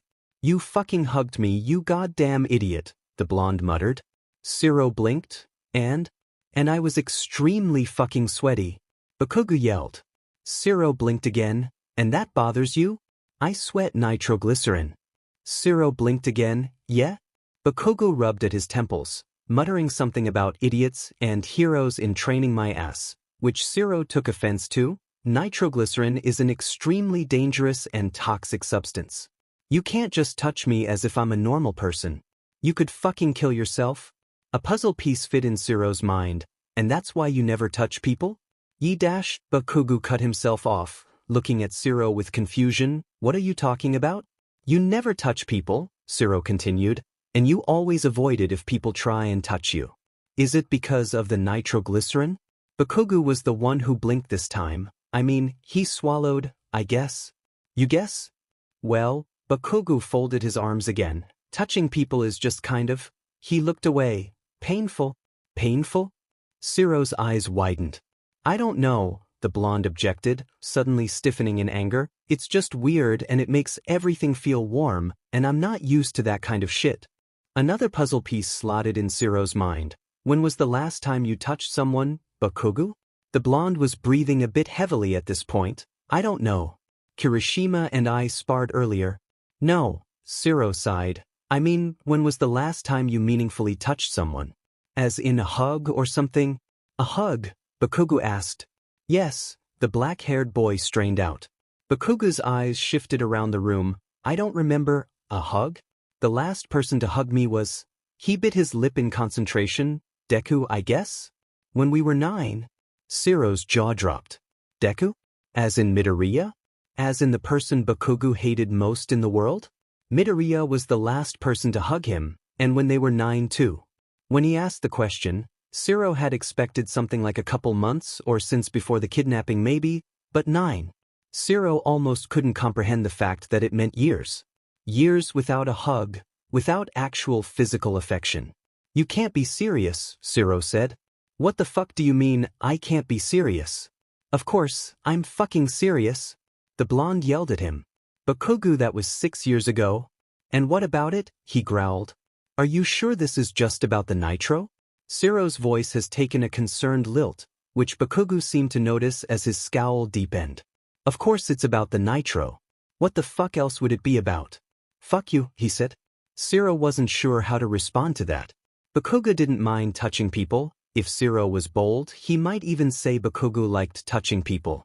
With the complications of nitroglycerin combined with whatever made physical touch painful to Bakugou, it was pretty easy to see how he could for so long without it. But 6 years. There were still missing pieces that Shiro didn't know how to reconcile. "Does it bother you?" Shiro asked. Bakugou stared for a second, before shrugging. "It's not like I could do anything about it if it did." The black-haired boy considered for a second. "Can I touch you?" Bakugou took a step back. "What the fuck did I say about nitroglycerin, you dipshit?"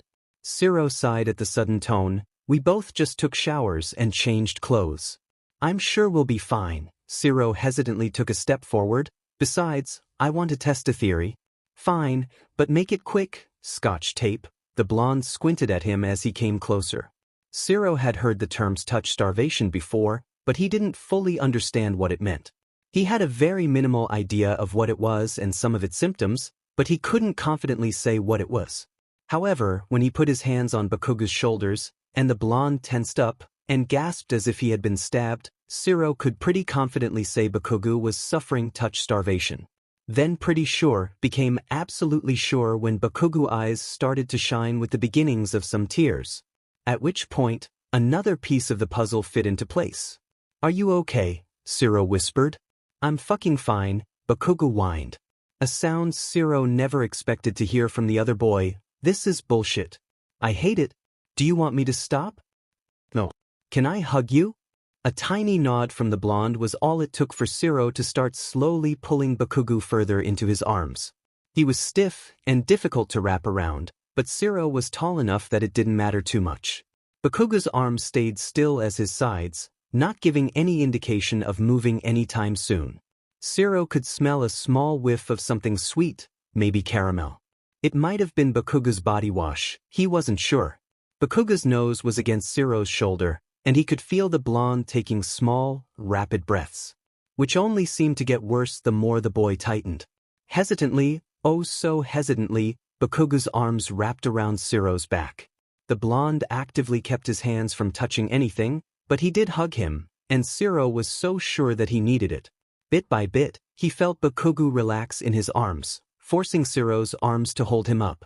He could feel the blonde sometimes shake as the stiffness was forced out.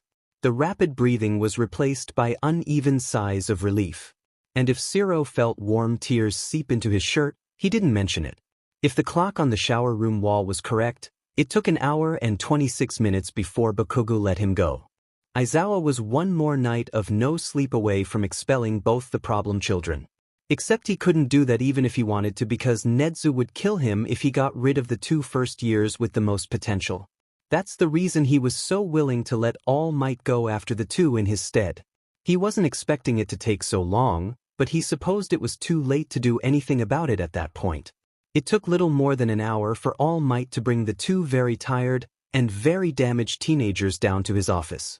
Midoriya looked embarrassed and held his head down as Aizawa looked at him, and Bakugou, stubborn as ever, held his head high and glared at the teacher with all his might. If you 2 wanted to fight, you could have done it during class rather than at 2 in the morning, the tired man drawled. Neither child responded. Fine. If you're going to be that way, then you both get a week suspension. The green-haired boy finally looked up. Aizawa-sensei dash. It was my fault, Bakugou interrupted before Midoriya could say any more. I dragged Deku out there and forced him to fight me. He shouldn't get punished for it. Aizawa ignored the look of shock that crossed Midoriya's face and focused on the confession. In that case, Midoriya will get 3 days of suspension. Baku, you get 4. Now head to bed before I change my mind and expel you both. Both students left without complaint, though problem child number 1 scurried off faster than number 2. Aizawa was just about to leave himself, when Toshinori closed the door. Aizawa? We need to talk about young Bakugou? Aizawa sighed as he looked over at the former number 1. What about him? I would like to re-examine his home life, specifically his mother. Not this again. Aizawa collapsed down into his desk chair. I've been thinking about it these past couple of weeks, and I really do think it is cause for concern. The scrawny man walked slowly to the front of the desk. And my opinion on the matter hasn't changed. It's more than likely just an odd family dynamic. He rustled through some of the scattered paperwork on his desk. He hoped to look busy so that All Might drop it, but the other man just put his disproportionately large hand over the work. If that's true, then there's no harm in starting up an investigation. You want to investigate Bakugou's parents for abuse? He raised a brow. Mostly on his mother, but yes, both parents, Toshinori answered. You're being paranoid again. Aizawa stood to leave. I don't think it's unreasonable to do a small investigation. He followed him across the room. You already know that with the Bakugous it would never be a small investigation. Aizawa swiveled around to face him. First, we'd have to convince Bakugou to speak on it, then we'd have to talk to his parents. Seeing how similar he is to his mother, I wouldn't be surprised if she fought back against the very concept of an investigation against her. Not to mention how much an investigation might mess with their reputation, so we'd have to fight them from a publicity standpoint too. And do you honestly think Bakugou would want to go through all of that just so we could confirm or deny a hunch? It's not just a hunch dash. Then what is it, Toshinori? I know something is going on, he exclaimed, whether it has to do with his parents or not, something is going on. He blames himself for his own kidnapping, the exact same thing that his mother said to him at that meeting. He blames himself for my retirement. Something is causing him to think this way, and if it's not his parents, then an investigation would at least give us an idea of what else it could be. Aizawa sighed, resigning himself to not escaping the situation. What do you even think she does? I have a high suspicion that she's mentally and emotionally abusive, as shown by her blaming him for a crime committed against him. I'm almost certain that she's physically abusive. You think she's physically abusive? The blonde's jaw dropped. Did you see her hitting him? Of course she is. He disrespected her. Aizawa explained, I don't know how much your American fetish has rotted your brain, but I need you to pull back to Japan, because here, a lot of mothers use physicality as a form of discipline. Disrespecting someone doesn't give you the right to hit them, screamed All Might, and even that was only the first time. The second time he was defending himself from her hits. The third time he wasn't even doing anything.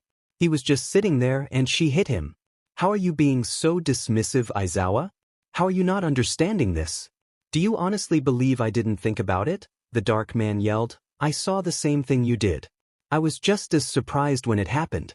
I'm not an idiot. But there is more to this than just making assumptions. You actually have to think for once. And what do you think is happening, Aizawa? The tired man took a deep breath and glared at the other. Do you honestly want to know the answer to that, All Might?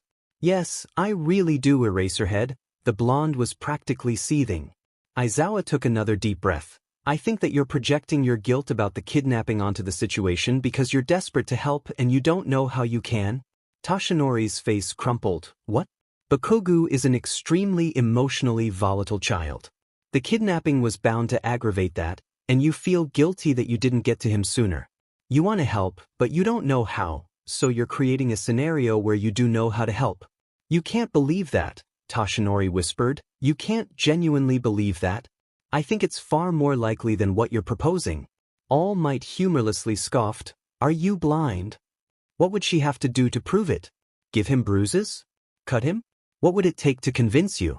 Because I would rather avoid putting the boy through that at all. I would rather he not go through it either, but I don't believe he is. Aizawa growled up at the man. The man stared agape for a few seconds before letting out a frustrated sigh. For Bakugou's sake, I hope you're right. He shook his head at the ground before leaving with a swift slam of the door. Aizawa cringed at the loud noise in the late hours of the night. The tired man stood there for a second, just taking in the conversation. He knew that Toshinori was being paranoid. He had a history of doing that with children. Bakugou was a headstrong individual. If he was being hurt, he wouldn't just let it happen. It wasn't part of his profile. Aizawa sighed as he thought of how angry Toshinori had looked. It would cause issues in class the next day, and he knew the blonde man would keep pushing the issue. He really needed to get some sleep. After his 47th teacher application rejection, Gang Orca became resigned to the fact that, until UA needed another teacher, he wouldn't be able to work with kids through a hero school. He also resigned himself to the fact that, if even hero schools rejected him for being too intimidating, it was unlikely any other place with kids would let him volunteer either. Ever since Best Jean's severe injuries at Kamino left him comatose, Kugo found himself rather pessimistic. Tsunago had often allowed Kugo to keep up the hope of one day becoming a teacher at a hero school. Some days, it was the only reason he continued to apply. With his friend out of commission, Kugo couldn't keep up the same determination, and he had let bygones be bygones, and stopped applying. Despite how much he missed his friend, he could recognize the benefits of his friend being away long enough for him to come to such an important conclusion. However, he didn't want to give up entirely. He recognized, while UA was fully staffed, he was unlikely to get a teaching position anytime soon. He also recognized his best bet at being able to work with children would be with hero students.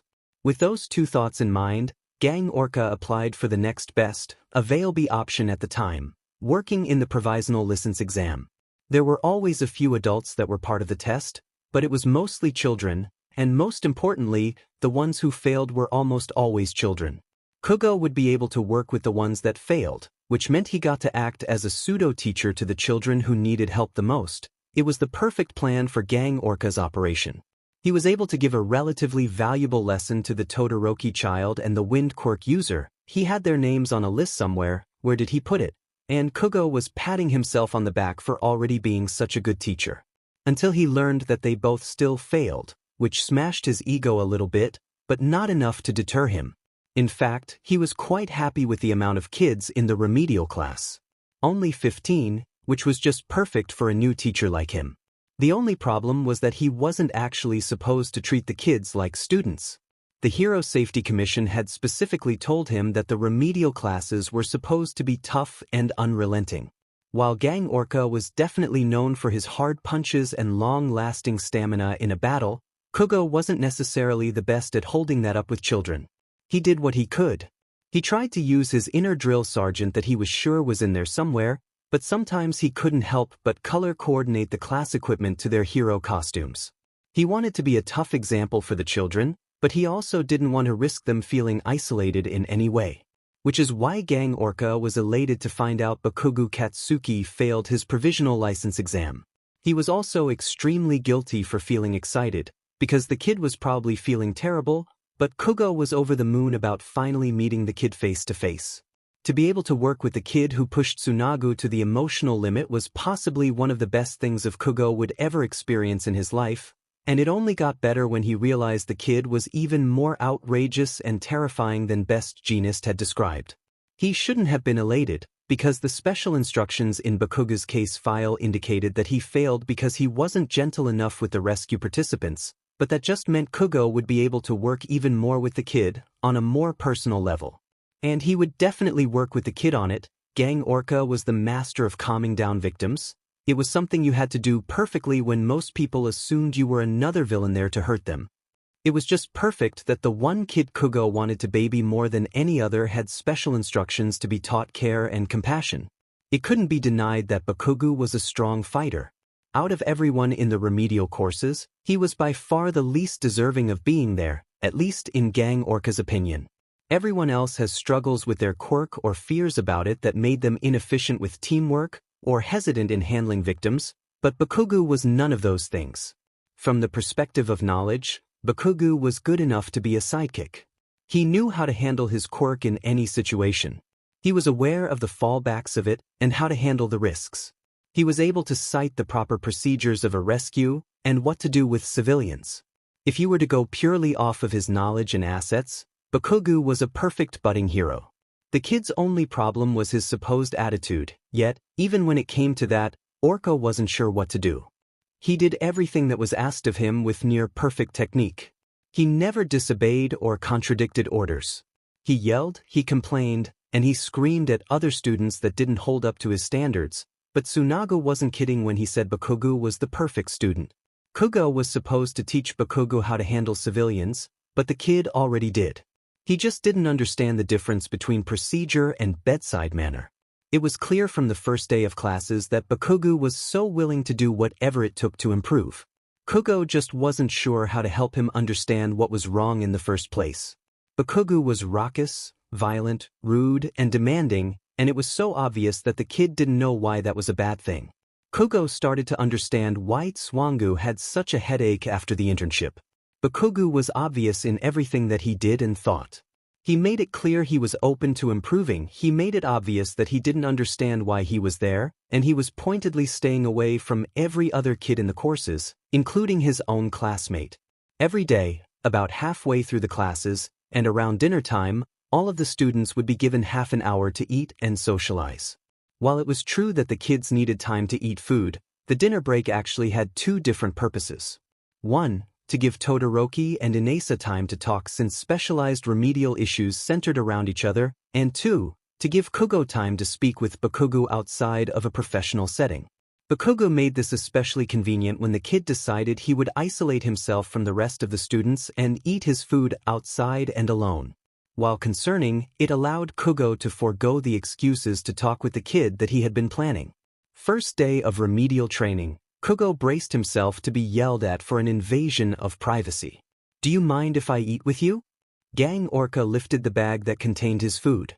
"Do whatever you want." The kid turned to face a different angle away from him. "I'm not your mom." Without the accompanying yelling that Kugo had been expecting, he wasn't sure how to continue the conversation, so the two of them just sat in silence. Second day of remedial training, Gang Orca sat down next to Bakugou without comment, and the blonde didn't protest.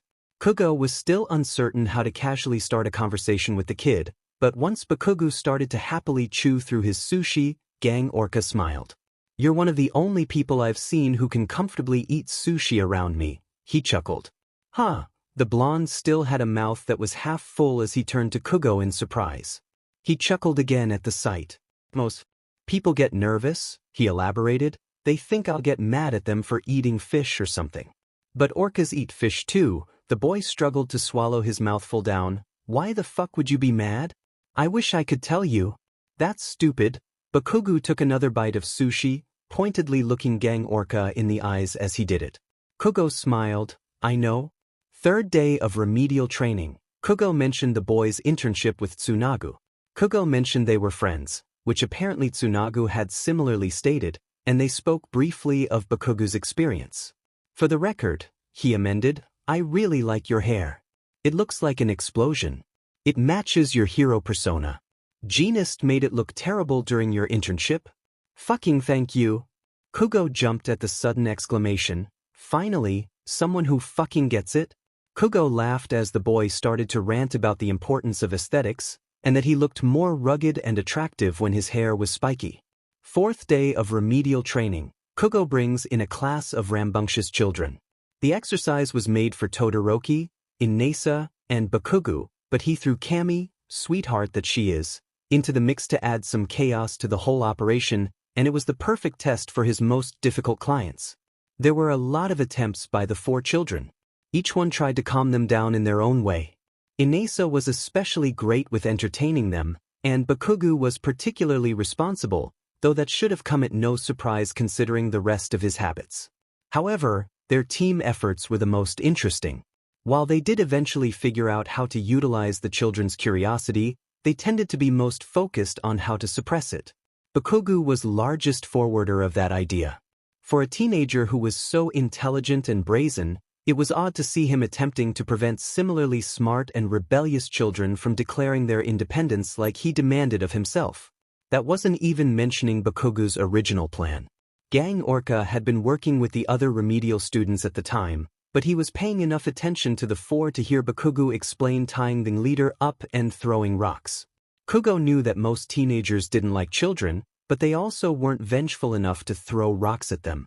The statement became more disturbing as Todoroki argued with him, and he insisted it was a perfectly fine plan. What Kugo overheard in that small conversation created just as many questions as it answered.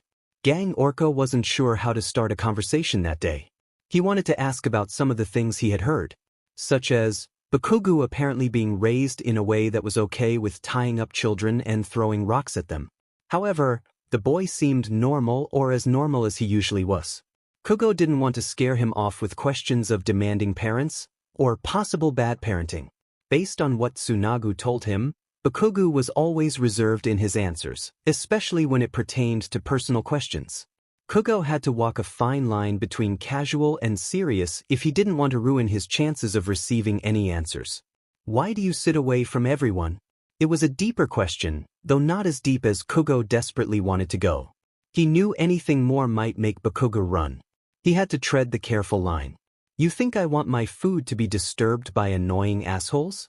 Bakugou took a vicious bite of his apple. "No fucking thank you."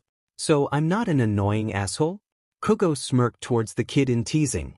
Keeping it casual, not too personal, but still getting information.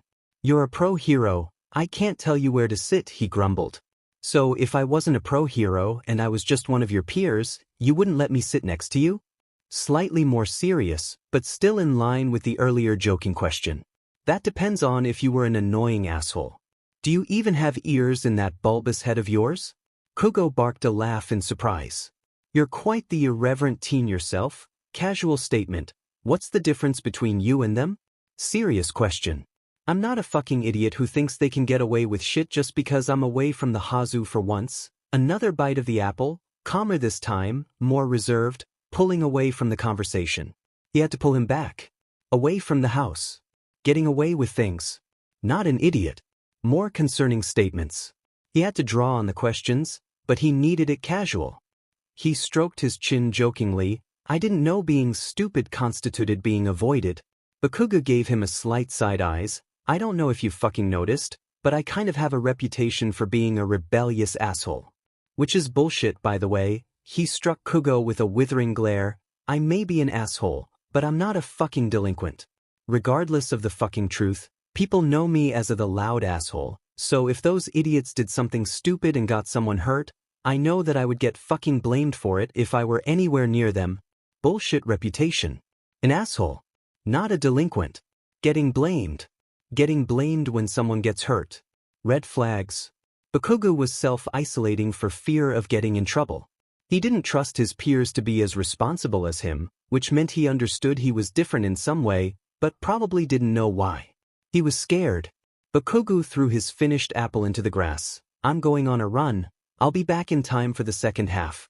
Kugo sighed as the boy jogged away. He fell on the too casual side of the line. The next day, Kugo had decided to tread a little closer to the serious side of the line. Casual, while making the kid comfortable, made Bakugou too comfortable to stay. He was constantly on edge and would never let himself just be safe. Kugo had thought seriousness would make Bakugou run away, but he had done that already with the casual. It was possible, Bakugou being the contradiction he is, that he might stay when he was uncomfortable. Why are you always so hard on yourself?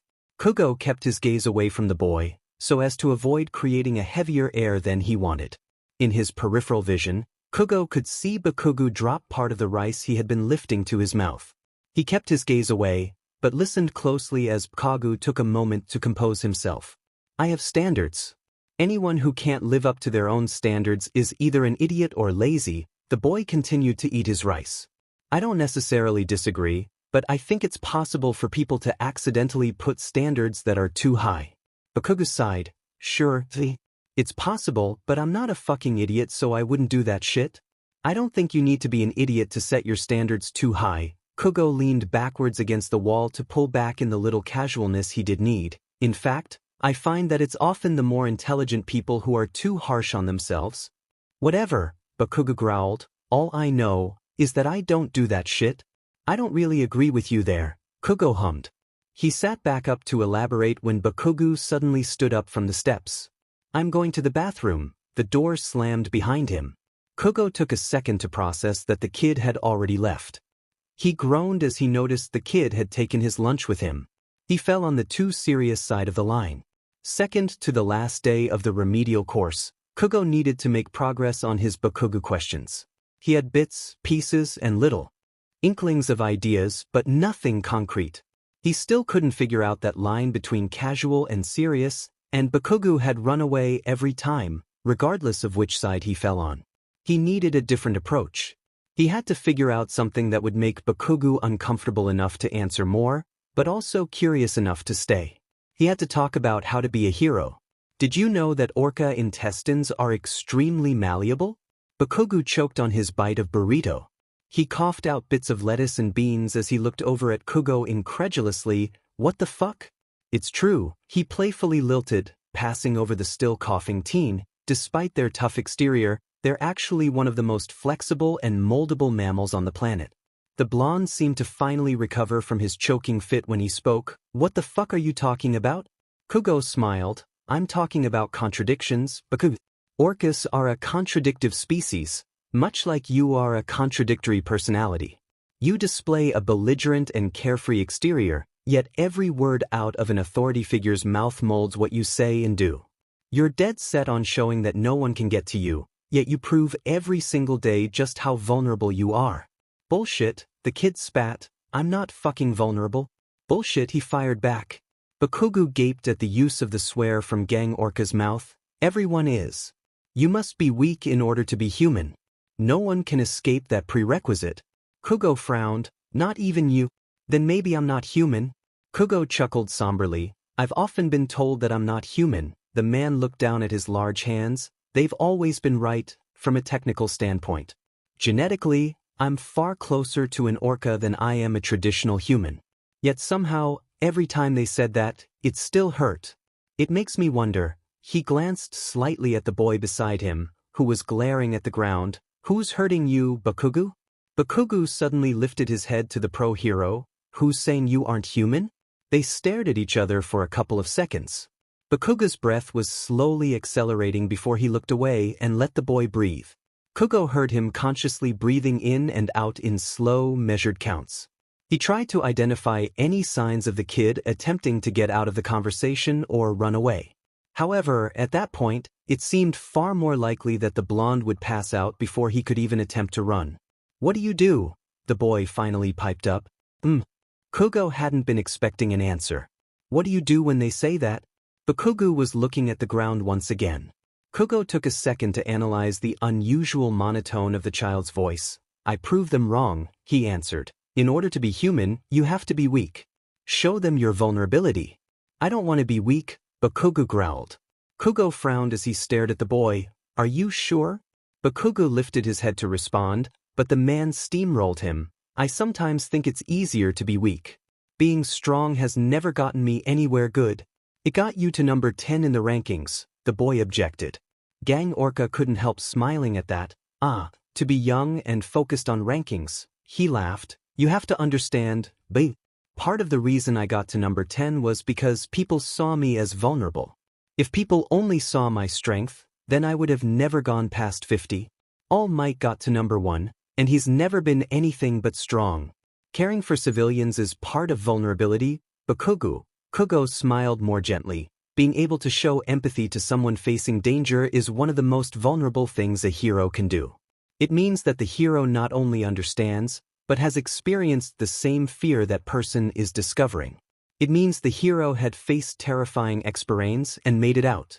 Being able to get a civilian to safety makes a good rescuer, but being able to give compassion makes a great one. Do you understand? Bakugou stared. I don't know. Kugo put a hand on the boy's shoulder. That's okay. Just think about it, alright? Bakugou continued to stare. I'm going to start setting up for the second half. I'll see you there. He stood slowly from the steps and headed towards the door. On the last of the remedial courses, Kugo came outside to the normal flight of stairs which were absent of an angry, blonde teenager. He sat down in confusion, pulling out his bag of food. He hadn't seen where Bakugou had gone at the beginning of the break. He was just used to finding the boy outside that it hadn't occurred to him that the blonde might have a different routine on the last day. Gang Orca sat on the steps, wondering if he should go looking for the boy, when Bakugou opened the door to the inside.